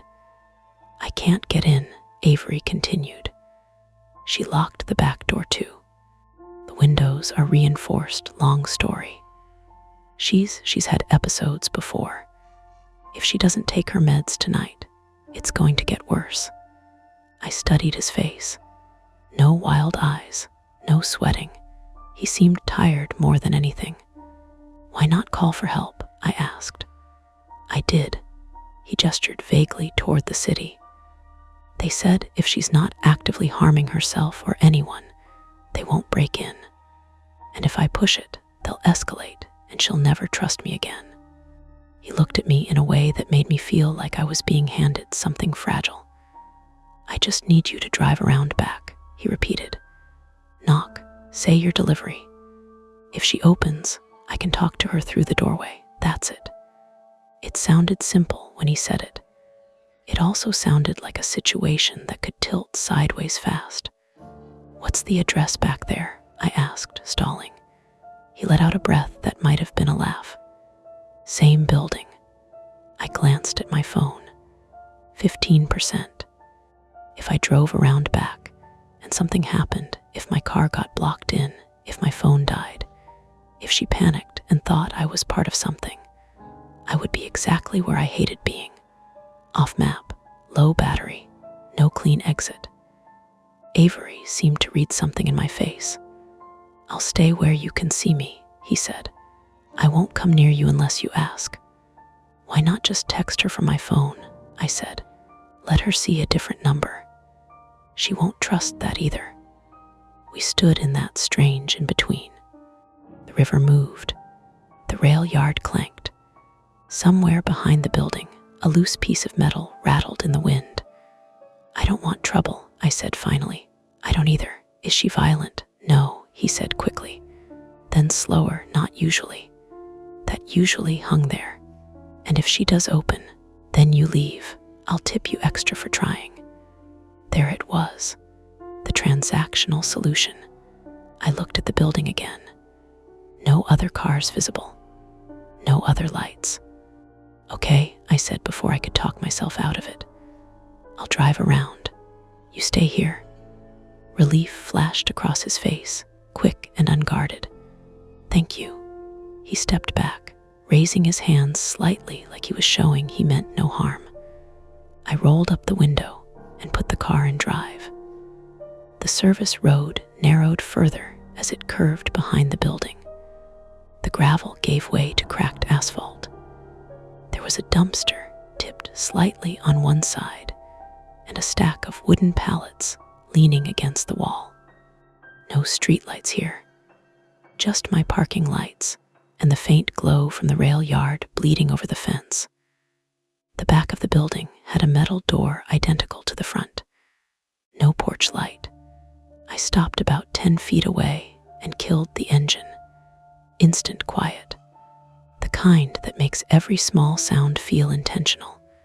I grabbed the bag, stepped out, and shut the door gently. The air was colder back here, less shielded from the river. It smelled faintly of damp cardboard and oil. I walked to the door and knocked. Not loud, just firm.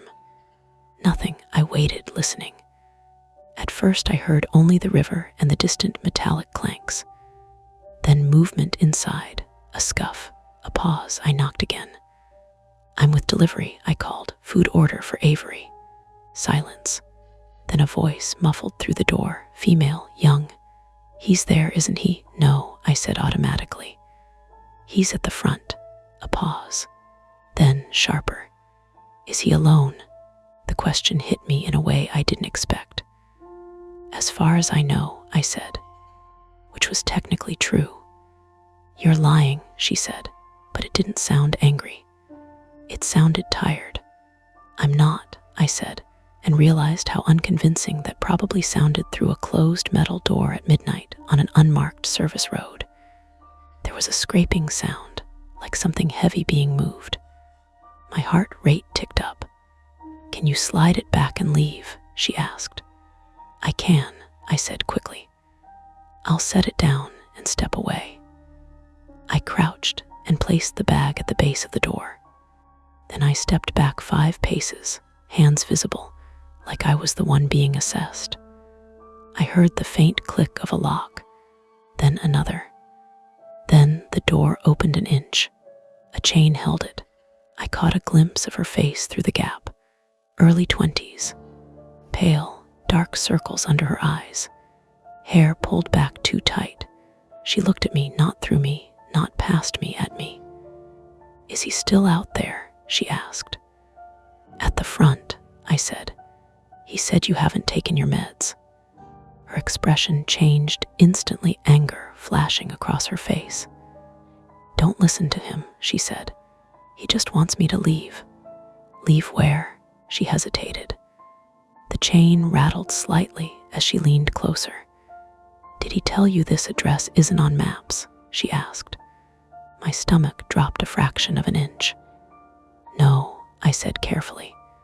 She let out a short, humorless laugh. "He likes that," she said. "He likes that no one can find it." Behind me, somewhere toward the front of the building, I heard the faint crunch of gravel. I turned my head instinctively. When I looked back at her, her eyes were wide now. "He's not supposed to be back there," she whispered. The chain slid free. The door opened wider.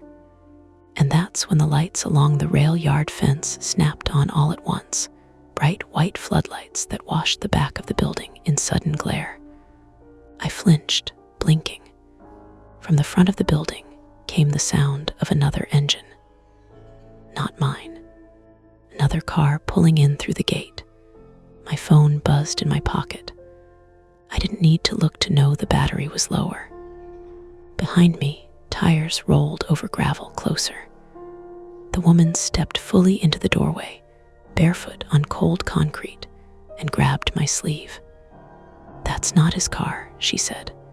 The floodlights hit like a slap. White, industrial glare poured over the back lot, bleaching color out of everything. The cracked asphalt turned chalky. The dumpster threw a hard-edged shadow. The woman's face went flat and pale. I turned toward the sound of the second car. Headlights cut around the side of the building from the front, bouncing off the fence and pallets. The engine was low and steady, not revving, not racing, just confident. "That's not his car," she repeated, gripping my sleeve tighter. My brain tried to lay out the geography cleanly, like a diagram. Front of building, metal door, porch light, Avery.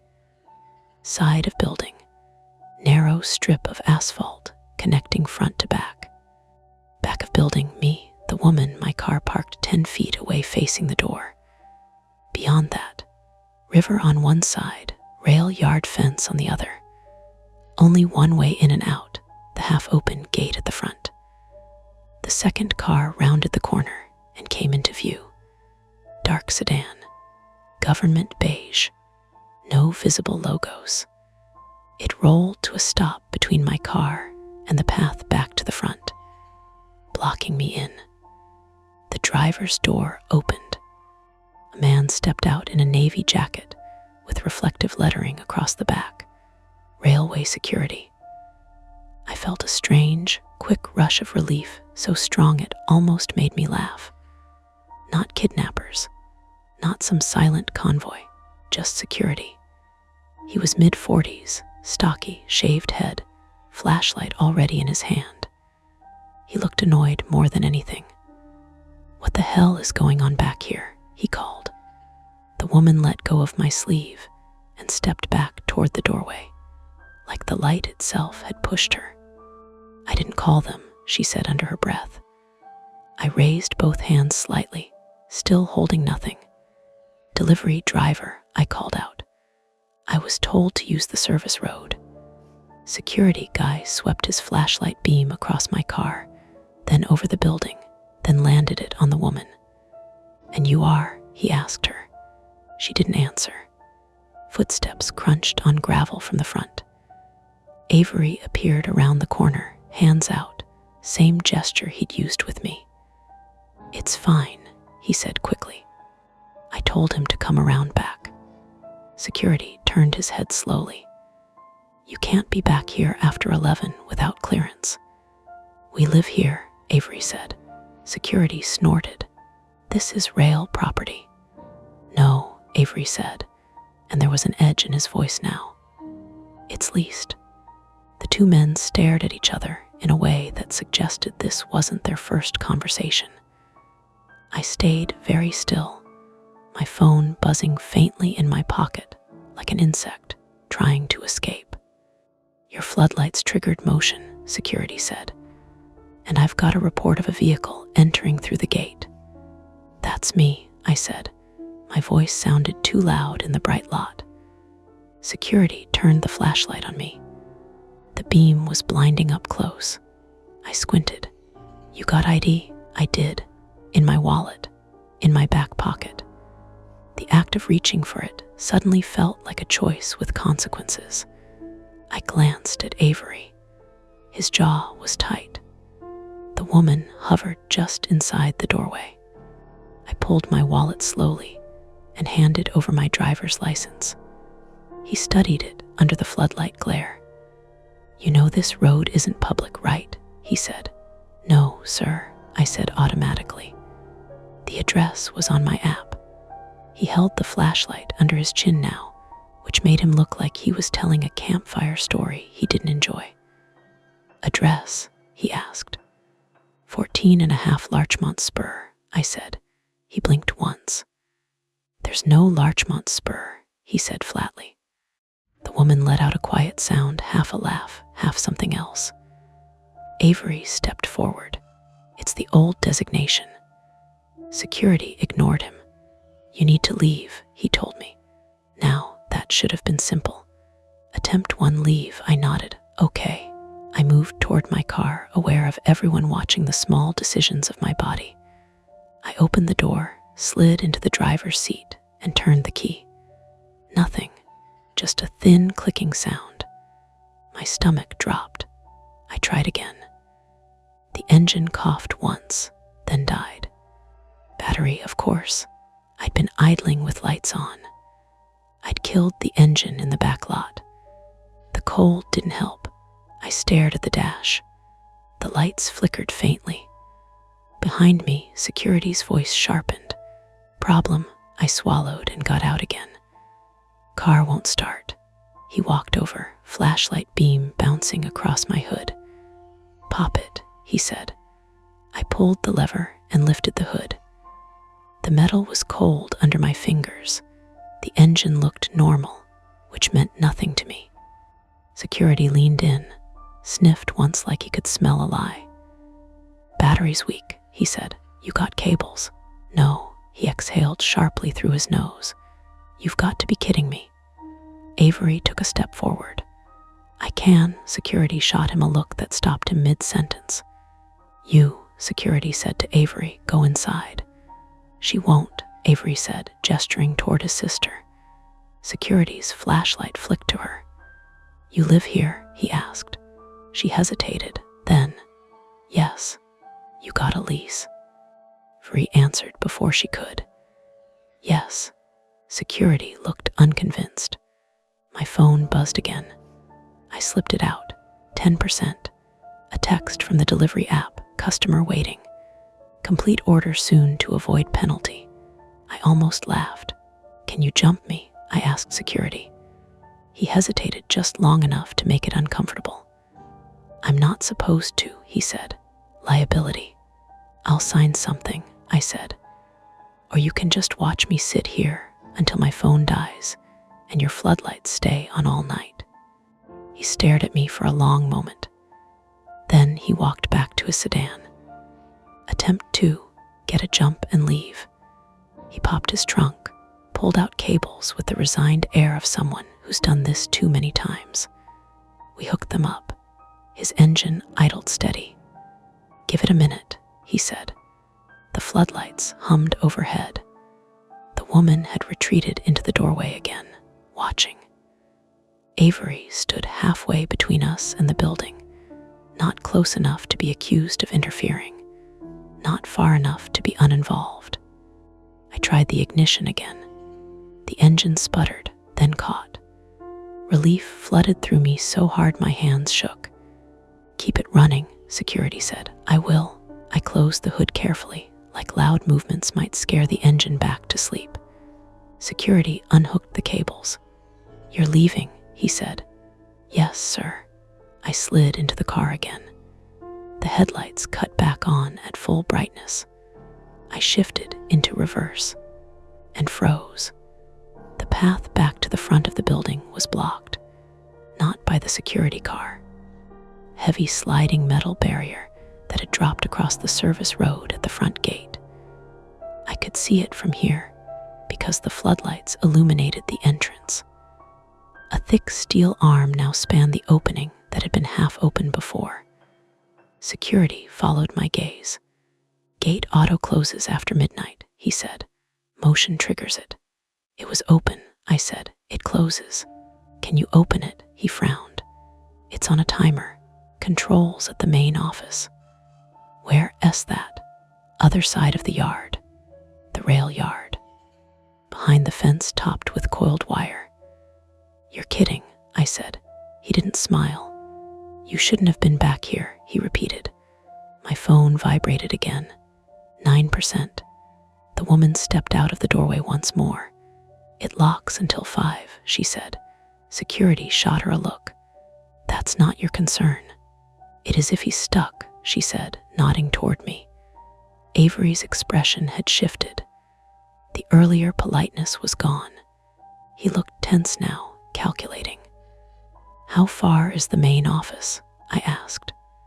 Quarter mile, security said. Through the yard. Can you call them? They don't answer direct lines after midnight unless there's an accident. Then what? I asked. He shrugged, and the gesture made my pulse jump. You wait, on an unlisted road, with 9% battery, with a car that had barely started. I did quick math in my head. Engine running would drain the weak battery again if I shut it off. Idling too long might kill it anyway. If I turned it off to conserve fuel, I might not get it back on. My private fear pressed in, stuck, dead phone. No clean way out. Attempt 3 formed before I consciously chose it. I'll walk, I said. Security blinked. Through the yard? Absolutely not. I'll stay by the fence, I said. Just get to the office. There's active tracks, he snapped. Switches. No marked path. You don't know the layout. He wasn't wrong. The rail yard stretched dark and industrial beyond the fence, rows of cars, ladders, cables, puddles reflecting floodlights. I looked at the woman. Is there another way out? I asked her. She hesitated. There's a maintenance gate by the river, she said slowly. But it's usually chained. Security's head whipped toward her. That gate S for emergency vehicles only. Is it locked? I asked. Probably, he said. Probably. Avery stepped closer now. I have bolt cutters, he said quietly. Security stiffened. You touch that gate and I'll have you in cuffs. Avery's jaw clenched. The tension in the lot thickened like the air before a storm. Then something slammed inside the building. A sharp crash. All of us flinched. The woman's eyes went wide. That wasn't me, she said. We all turned toward the back door. Another crash. Glass this time. For one awful second, my brain supplied images it didn't need to. Then security's flashlight beam swung to a broken window on the side of the building. A loose pane had shattered inward, likely from the pressure difference when the floodlights and HVAC systems kicked on together. Old glass. Cold night. Not someone breaking in, just physics. The misdirection drained a layer of adrenaline from me, but not all of it. Everyone inside, security barked to the siblings. Now, the woman shook her head. No, Avery reached for her arm. She jerked away. Don't, she said. And there it was again, the fracture between them. My phone buzzed. 8%. The app sent another automated warning. The engine in my car made a faint, irregular tick. Security looked from the broken window to the locked gate to me. You can't stay here, he said finally. I've got rounds to make. Then open the gate, I said. I told you, then call someone. I told you, the woman stepped forward suddenly, moving past all of us toward the river side of the lot. There's a path, she said. If you hug the bank, you can reach the street 2 blocks down. Security swore under his breath. There's no path, he said. It's mud and riprap. I've walked it, she said. At night, she didn't answer. I looked at the riverbank. It sloped down sharply, lined with large gray rocks placed to prevent erosion. Beyond that, a narrow strip of dirt ran between the rocks and the water. If the gate was locked until morning, that might be the only physical exit not blocked by steel. But it wasn't meant for cars. And if I left my car here, the thought hit hard. If I left it, I might not get it back without a tow. I might get fined, or worse. But if I stayed, the engine sputtered and died. Silence swallowed the lot. All dashboard lights went dark. My phone screen dimmed in my hand. 7%. That was the moment. No more idling. No more easy reversal. The car was dead. The gate was locked. The floodlights hummed overhead. Security stood between rules and practicality.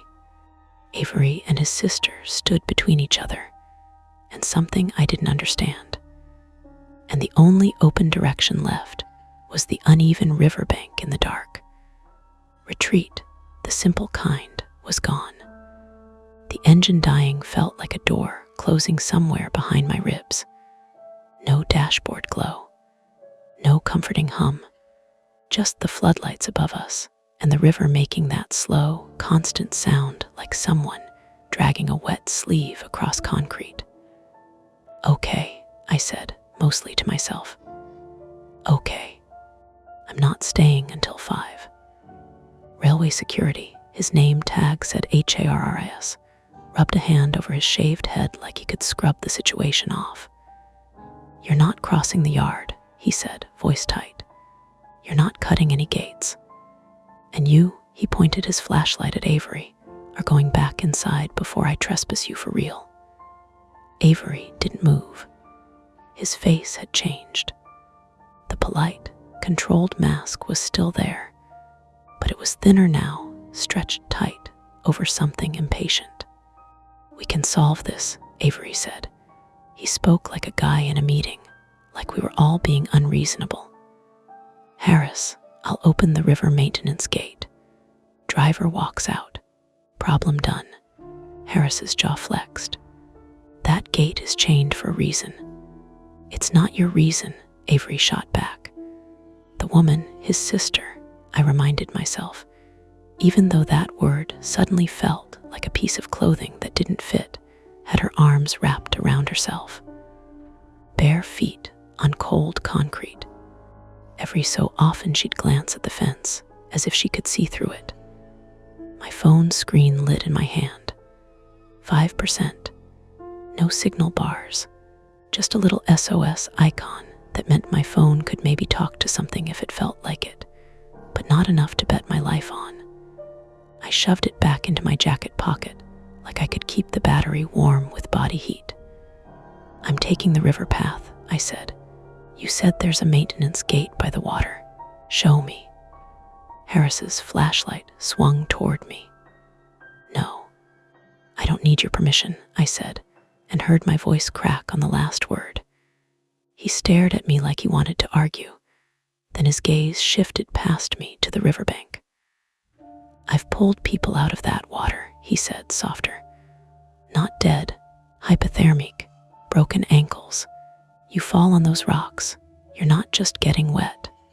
The woman nodded quickly, as if desperate to agree with someone. It's narrow, she said. You have to go slow.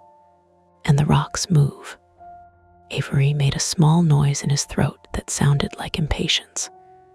This is ridiculous. There's a chain. Chains can be cut. Harris's flashlight snapped to him. Do not. Avery's eyes held Harris's, and for a second I saw something else in him, something that didn't care about rules or reason, something that treated obstacles like puzzles.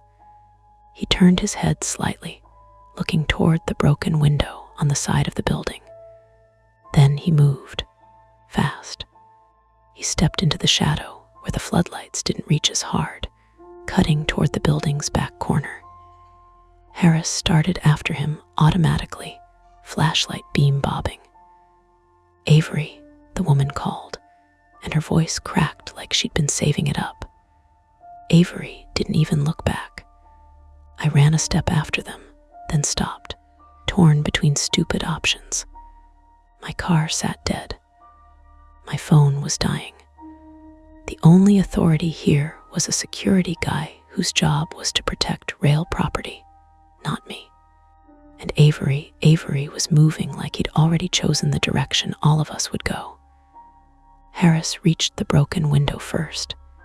He shone his flashlight inside. "Avery, get out here," he barked. Inside the building, something scraped against concrete. A metallic clink. Bolt cutters, I thought.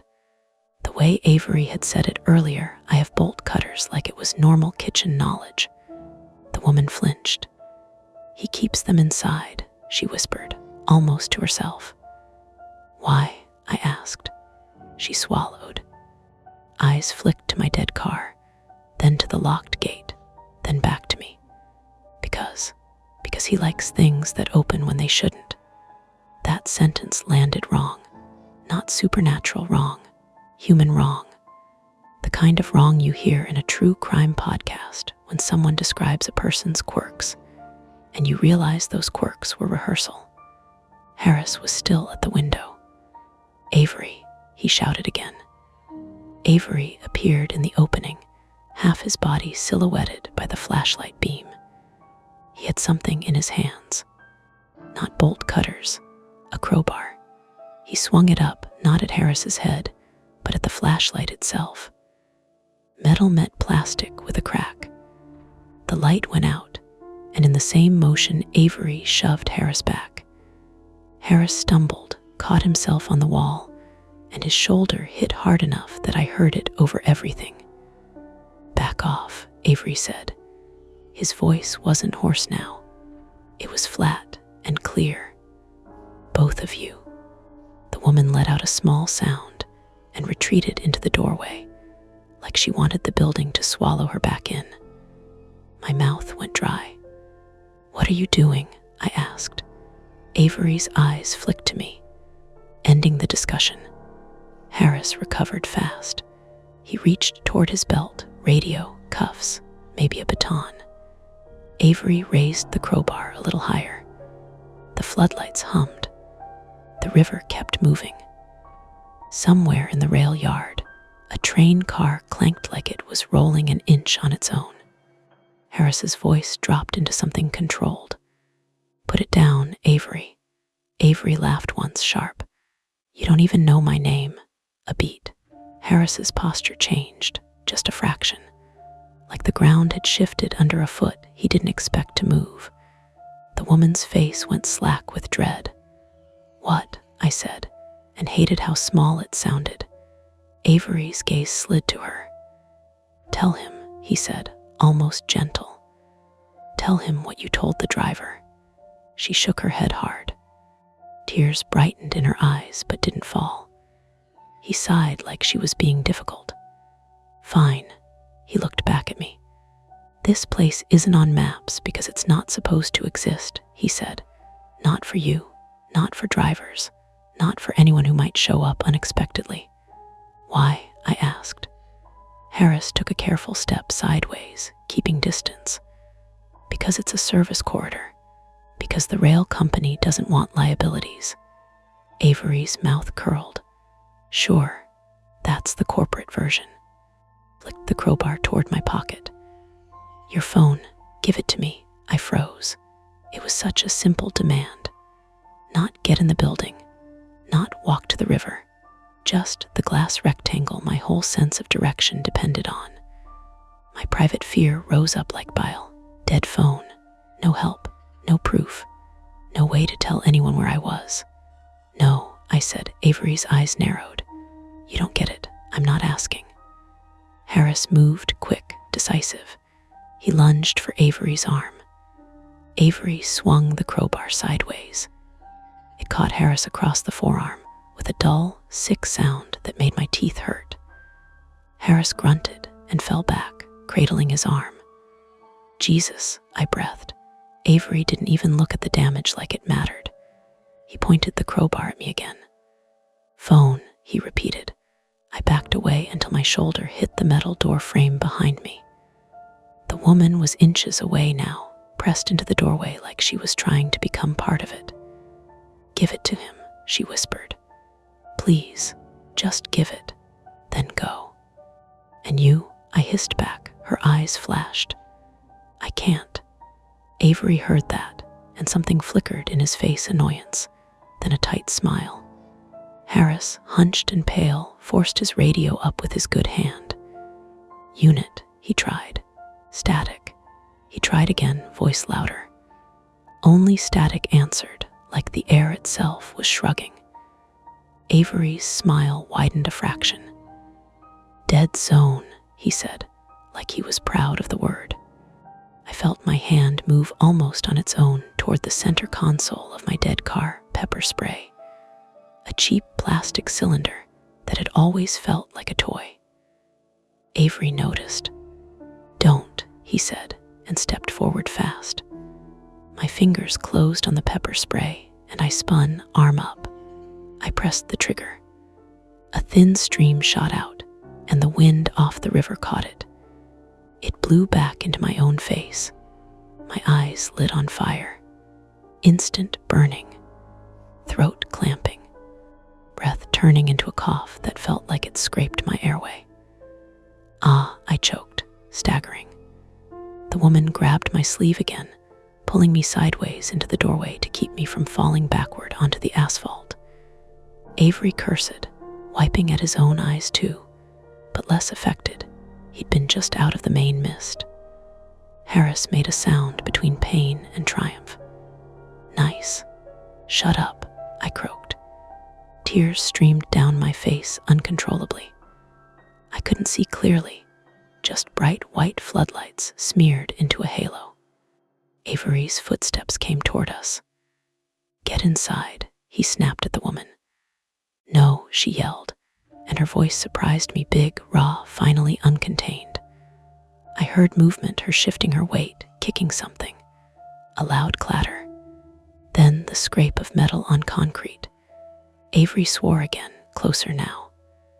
I blinked hard, trying to force my eyes open. Shapes swam. The woman had knocked over the delivery bag. The burrito bowl rolled, lid popping, spilling rice and beans onto the ground like a ridiculous sacrifice. She didn't look at the mess. She grabbed the churro box, small, light, and hurled it at Avery's face. It hit his cheek and bounced off uselessly, cinnamon dust puffing in the floodlight glare. Not effective, but it bought a half second. "Move," she hissed at me. She yanked me out of the doorway and toward the riverside of the lot. My feet slipped on spilled food. I caught myself awkwardly and felt a hot sting in my palm, skin scraped against gritty asphalt. I stumbled after her. "Stop," Avery shouted behind us. Harris, breathing hard, lurched forward to intercept. He used his shoulder instead of his injured arm, slamming into Avery's chest. They went down in a tangle. Avery's crowbar clanged to the ground. For a moment, it was just bodies and grunts, and the ugly sound of someone's breath getting knocked out. Harris was heavier. Avery was faster. Avery drove a knee up into Harris's ribs. Harris made a choking sound and rolled, protecting his arm instinctively. Avery scrambled toward the crowbar. I forced my burning eyes open enough to see the crowbar glint on the ground. I ran for it. My sneakers slapped wet asphalt. My lungs felt tight from pepper spray. Every breath was a shallow scrape. I got one hand on the crowbar. Avery's hand clamped over mine. His grip was strong. Nails bit into my skin. He yanked, and I went with it, losing balance.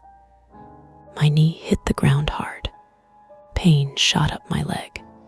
"Give it," he hissed in my face, close enough that I could smell stale coffee and something metallic, like old pennies. "No," I choked and shoved upward with my free hand. I hit him in the throat, not a clean punch, more a desperate shove. He gagged and recoiled half a step, and I ripped the crowbar free. I swung. I didn't aim for his head. I wasn't trying to kill him. I was trying to make space. Metal hit his shoulder with a heavy thud. He yelled real pain, real surprise. The sound made my stomach twist. The woman grabbed my arm. "Now," she said. "River." We ran. The riverbank was worse up close. The riprap rocks were slick with algae and rain. Some shifted underfoot. The slope down was steeper than it looked from the lot. The floodlights behind us made our shadows stretch long and distorted ahead, like they belonged to taller bodies. "Slow," she said, but her voice shook. I tried. My right knee screamed when I stepped wrong.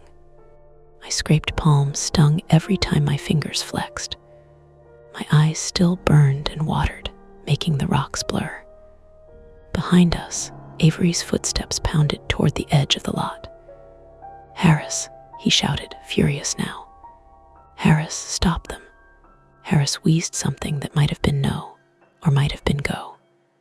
We reached the narrow dirt strip by the water.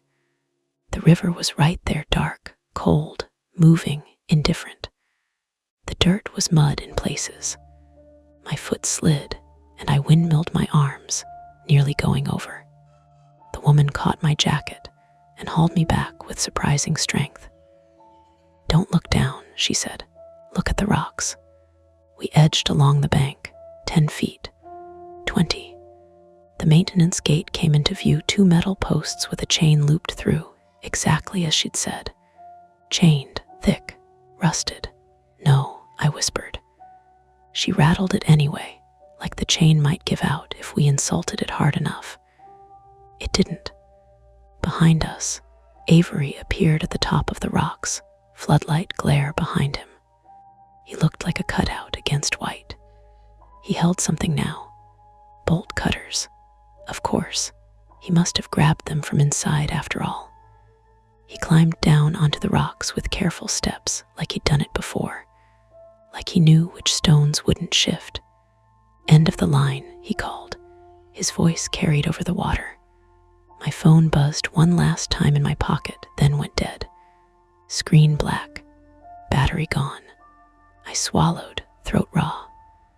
The woman stood between me and Avery, without thinking, shoulders squared, bare feet gripping wet stone. "You promised," she said to him, voice shaking. "You said you'd stop." Avery's face hardened. "I said what I needed you to hear." Harris's voice echoed faintly from above, strained. "Avery, don't." Avery didn't even glance back. He stepped closer, bolt cutters in his hands, and I realized the central, ugly truth wasn't complicated. He didn't need the place to be haunted. He just needed it to be hidden. Hidden meant no witnesses. Hidden meant dead zones. Hidden meant gates that locked. Hidden meant drivers who didn't want trouble. He looked at me. "Keys," he said. "Wallet, phone." I lifted the crowbar again. My arm shook from adrenaline and fatigue. "I don't have a phone anymore," I said, voice ragged. "Battery's dead." Avery's eyes flicked to my pocket anyway, like he didn't believe anything that didn't benefit him. The woman's breath hitched. "Please," she said again, softer. "Just let him go." Avery smiled without warmth. "And you?"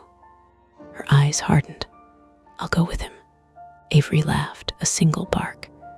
"No, you won't." He stepped forward. I swung the crowbar. He blocked with the bolt cutters. Metal on metal rang out sharp, sparking in the floodlight. The shock traveled up my arm. Pain lit my wrist. Avery drove forward with his body weight, forcing me back. The dirt under my heel gave, and I slid toward the edge of the water. For one awful moment, I saw myself going in cold shock, heavy clothes, rocks, the current. The woman lunged, grabbing my jacket and yanking me back. Avery took the opening. He shoved past the crowbar and grabbed my collar with his free hand, dragging me toward him. His other hand raised the bolt cutters like a club. I jammed the crowbar between us, pushing. My scraped palm screamed. My knee buckled. I fell to one knee on the mud, still holding the crowbar with both hands like it was a lifeline. Avery raised the bolt cutters again, and Harris tackled him from the side. Harris came down hard on the rocks, using his body like a weapon because his arm was useless. They both slid, stones scraping, and Avery's bolt cutters flew from his hand and clattered down toward the water. Harris wrapped Avery from behind, locking him in a desperate bear hug. Avery thrashed, elbowing backward. Harris grunted with each hit, but didn't let go. "Run," Harris rasped. "Run now." The woman didn't hesitate. She grabbed the fallen bolt cutters before they could go into the river and yanked them toward the chain. Her hands shook so badly, the jaws slipped twice. "Come on," she whispered. I grabbed the chain with my scraped hand and held it steady, teeth clenched against the sting. She repositioned the cutters, braced her bare foot against the post, and squeezed. Metal groaned. The cutters bit. The chain snapped with a harsh pop. The gate swung open. A rush of relief hit me so hard I almost laughed, then immediately felt sick because behind us, Harris made a strangled sound. Avery had bitten him or headbutted him, something brutal and close. "Go," Harris wheezed again. We ran through the opening onto a narrow maintenance path that climbed up toward street level. My knee flared with every step. My lungs burned. My eyes still watered, leaving the world smeared and bright. Behind us, Harris and Avery's struggle turned into grunts and curses, and the scrape of shoes on rock. Then a heavier sound, Harris's body hitting something hard. Avery's voice rose, furious. "You're done," Harris groaned. I wanted to turn back. The woman didn't let me. She pulled me forward like she was dragging the last sane part of herself out of that place. We stumbled up the path, hands grabbing at wet grass, boots slipping in mud. At the top, the world changed again. Streetlights, cracked sidewalk, a quiet 2-lane road. Normal, almost normal, except we looked like we'd crawled out of a ditch because we had. The woman stood on the sidewalk, chest heaving, hair coming loose. Her feet were cut in 2 places, thin lines of blood on her toes. I bent over, hands on my knees, and tried to breathe without coughing. My hand throbbed. My knee ached deep, like something inside it had twisted. Pepper spray still burned in my sinuses. We didn't have a phone. We didn't have my car. We didn't have Harris, down there on the rocks with a man who'd just shown us exactly what he was. The woman looked back toward the dark corridor where the service road ran. "You think he'll come out?" she whispered. I swallowed. My throat tasted like chemicals and river air. "I don't know," I said honestly. But the gate behind us, this gate, had swung shut with a heavy, self-closing hinge. And in that moment, I understood the cost. We were out, but we'd left a man behind. And the place that wasn't on maps was still there, hidden in plain infrastructure, waiting for the next person to trust an address and a please. We stood under a streetlight that buzzed softly, the kind of light you stop noticing until you're grateful for it. My chest hurt when I tried to pull in a full breath. Pepper spray does that, makes your lungs feel like they've been wrapped in rough cloth. Every inhale was a shallow, careful negotiation. My eyes kept watering, even though the cold air was trying to dry them out, and the tears made the street lamp halo into a smeared white coin. The woman, barefoot, shaking, kept glancing back toward the maintenance path like she expected Avery to climb out behind us any second.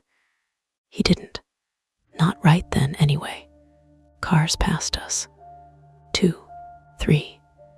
Each one slowed just a little, then rolled on. No one wants to stop for a guy with a scraped hand and a woman with bloody feet at 1 in the morning. No one wants a story. I tried my phone again, out of reflex. Black screen, dead. I need a phone, I rasped. She stared at me as if I'd asked for a miracle. Then she touched her pocket and flinched, like she'd forgotten it was there. A cheap flip phone, plastic.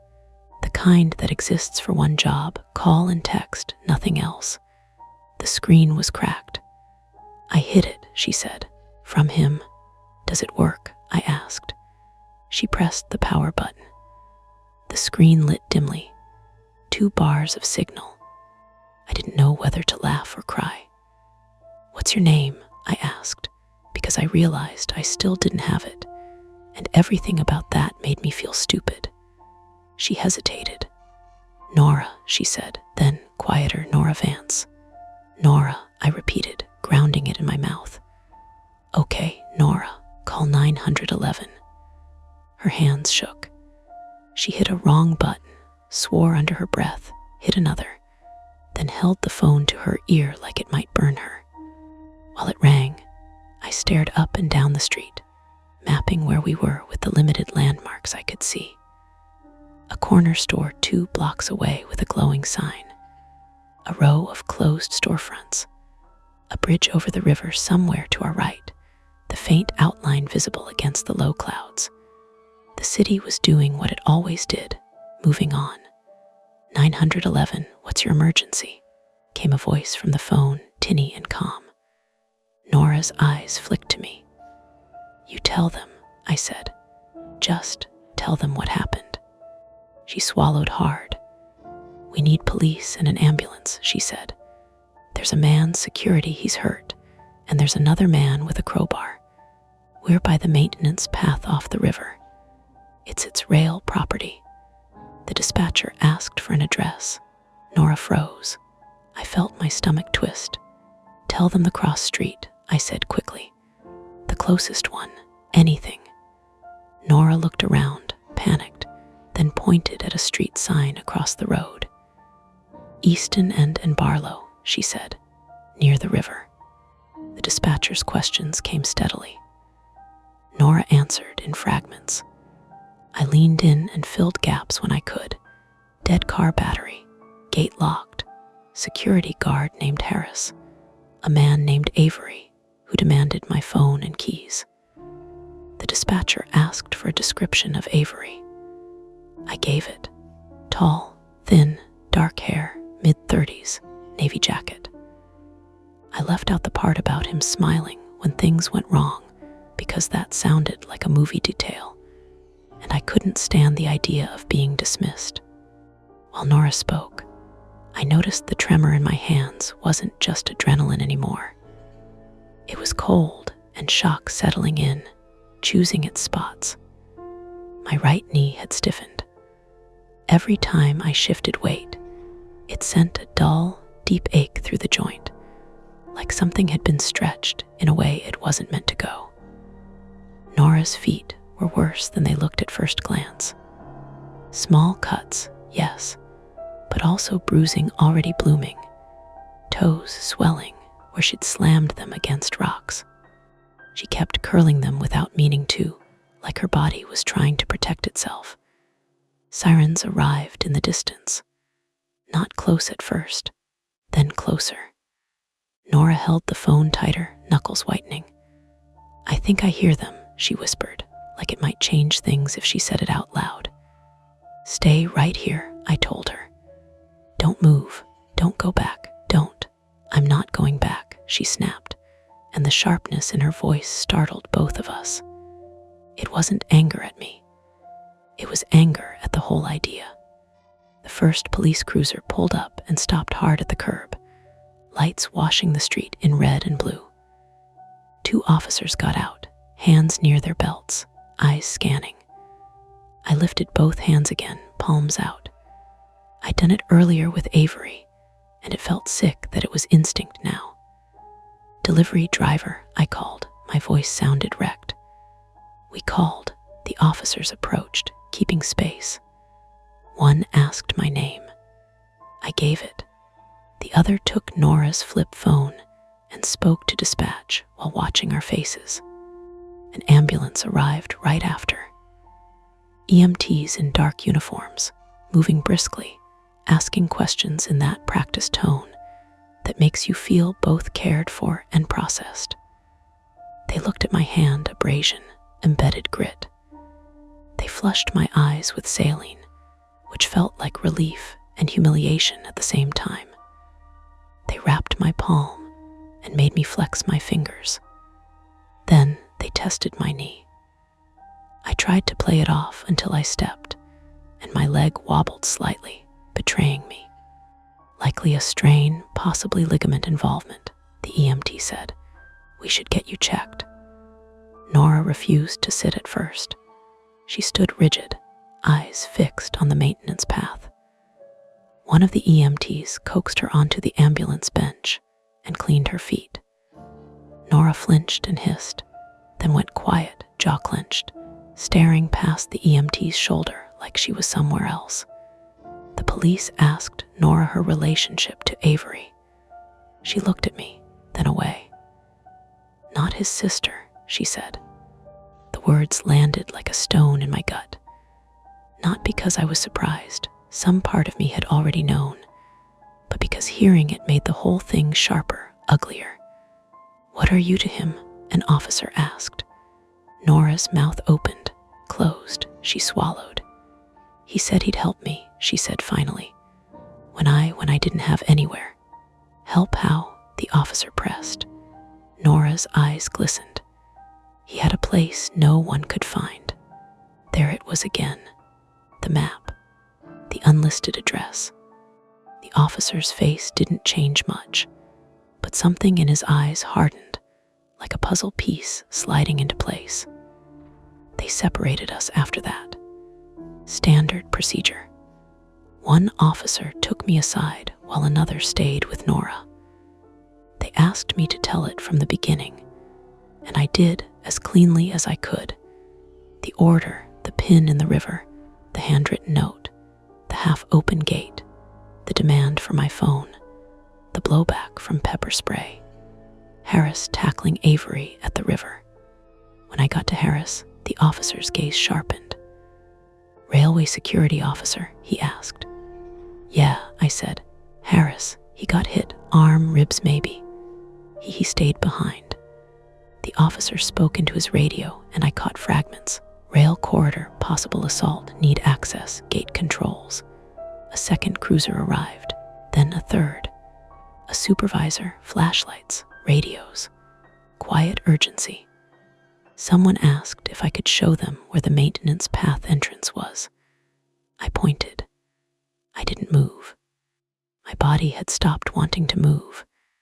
It was like my muscles had a meeting and decided they'd done enough for one night. Nora, bundled in a blanket the EMT had draped over her shoulders, watched the officers with a strange focus. They'll get stuck at the gate, she said suddenly. An officer glanced at her. What gate? The service road gate, she said.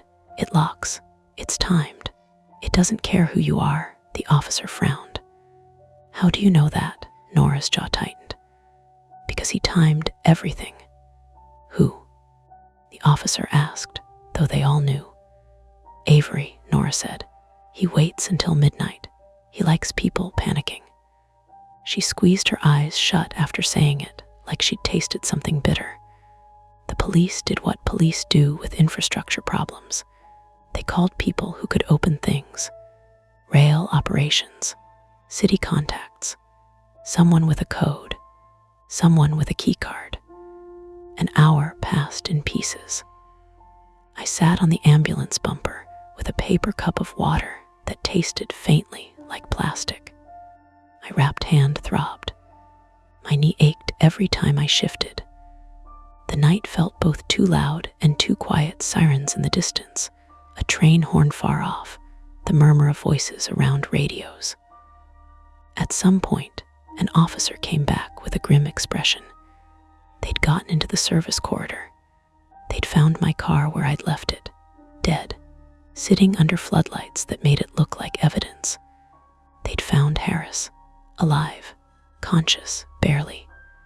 His forearm was swelling. His face had blood on it from a split lip. He'd been dragged a few feet up the rocks, away from the water, as if someone had started to move him and then changed their mind. They did not find Avery. Not then. The officer didn't say it that way. Police language avoids making promises, but the absence was clear enough. He ran, I asked. The officer's eyes flicked to the river and back. We're searching. My stomach clenched. My mind tried to invent a map of escape routes. Along the bank, through gaps in fence, deeper into the rail yard where everything looked like everything else. Hidden corridors, dark tunnels, places you could slip through if you knew the timing. Nora made a small sound beside me, like she'd been holding her breath for an hour, and finally let it out. He always runs, she whispered. They took us to the hospital. Not together, separate ambulances, separate paperwork, separate statements. It wasn't punishment, it was procedure. But it felt like the night wanted to keep isolating us, even after we'd escaped. The ER was fluorescent and ordinary. A kid with a skateboard injury. An older man with a cough that rattled like a loose bolt. A woman arguing quietly into her phone about childcare. I sat in a plastic chair with my knee elevated, an ice pack melting slowly on my skin. A nurse cleaned my palm more thoroughly, digging grit out with tweezers that made me wince. They took X-rays of my knee. No fracture. Likely sprain, the doctor said. Follow up with ortho. Use crutches for a few days. Don't be stubborn. It was said kindly, like he'd met my type 1,000 times. They asked again for my statement. I gave it again. When the adrenaline fully drained, what remained was a cold, exhausted anger that made me feel ashamed because it wasn't directed anywhere useful. Angry at Avery for turning a burrito bowl into a crime scene. Angry at myself for going through the gate. Angry at a system that let an address exist in an app without existing anywhere else. At around 4 a.m, an officer returned to tell me my car would be towed out and impounded temporarily as part of an investigation. He said it like it was routine, which it probably was, but it made my throat tighten anyway. How do I get home? I asked. The officer blinked, then said something about a ride-share voucher. He handed me a form, a small kindness in a stack of consequences. By sunrise, the sky had that washed-out winter look, pale and undecided. The streets were slick but drying. People in puffy jackets walked dogs. A guy carried a coffee like it was the only thing keeping him vertical. Almost ordinary. I stood outside the hospital entrance, leaning on crutches, my breath making faint clouds. My eyes still felt gritty. My nose still had a ghost of pepper spray burn. Nora came out a few minutes later, shoes on now hospital-issued slip-ons that looked absurd on her, like she'd been dressed for someone else's life. Her feet were bandaged. She held a paper bag with discharge instructions and a list of local shelters and victim services. She stopped a few feet away from me, like she didn't know what distance was safe anymore. They said he wasn't there when they searched, she said quietly. I know, I said. She stared across the parking lot. Her face looked older in the daylight, not because she aged overnight, but because the night had rearranged something in her. She was trying to look composed and failing in a way that felt honest.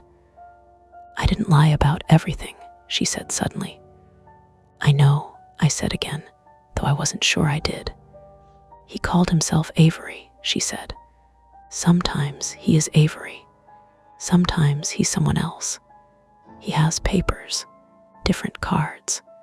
He told me it's easy if you know where to look.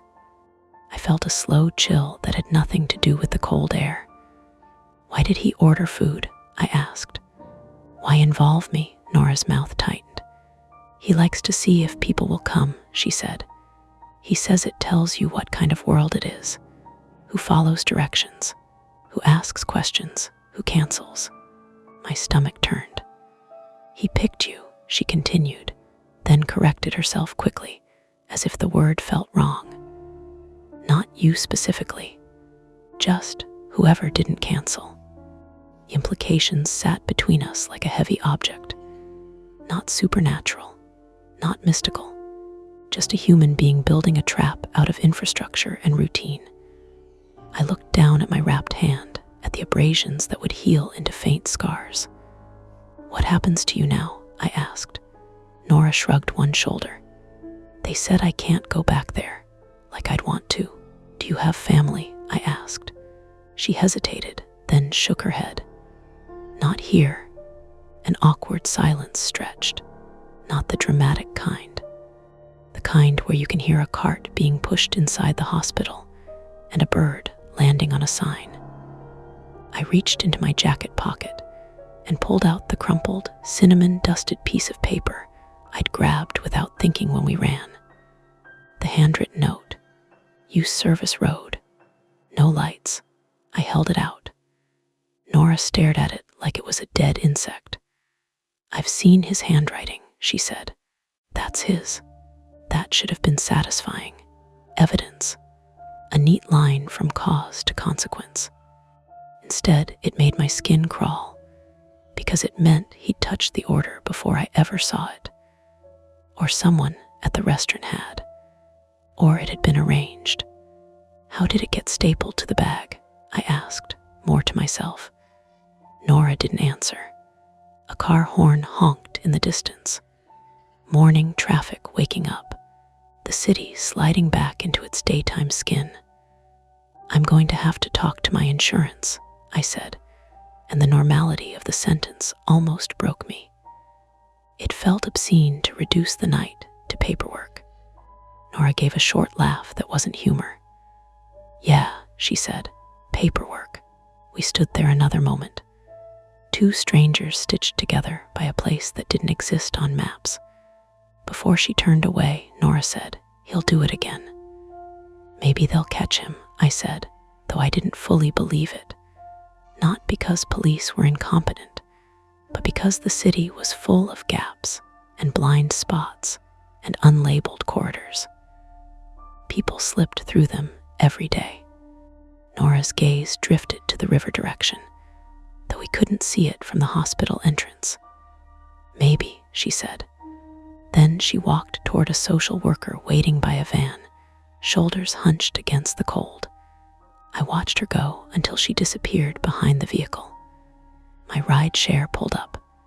The driver rolled down the window and said my name. I got in carefully, crutches first, knee screaming a dull protest. As we drove away, the city looked ordinary again. Brick buildings, coffee shops opening, a jogger at a crosswalk. But every time we passed a chain link fence, my eyes tracked it longer than they should have. Every time we crossed a bridge, I looked at the dark water below. And when my phone, plugged into the driver's charger, finally booted back on, it lit with notifications like nothing had happened. The delivery app showed the order as canceled, unable to complete. No mention of why.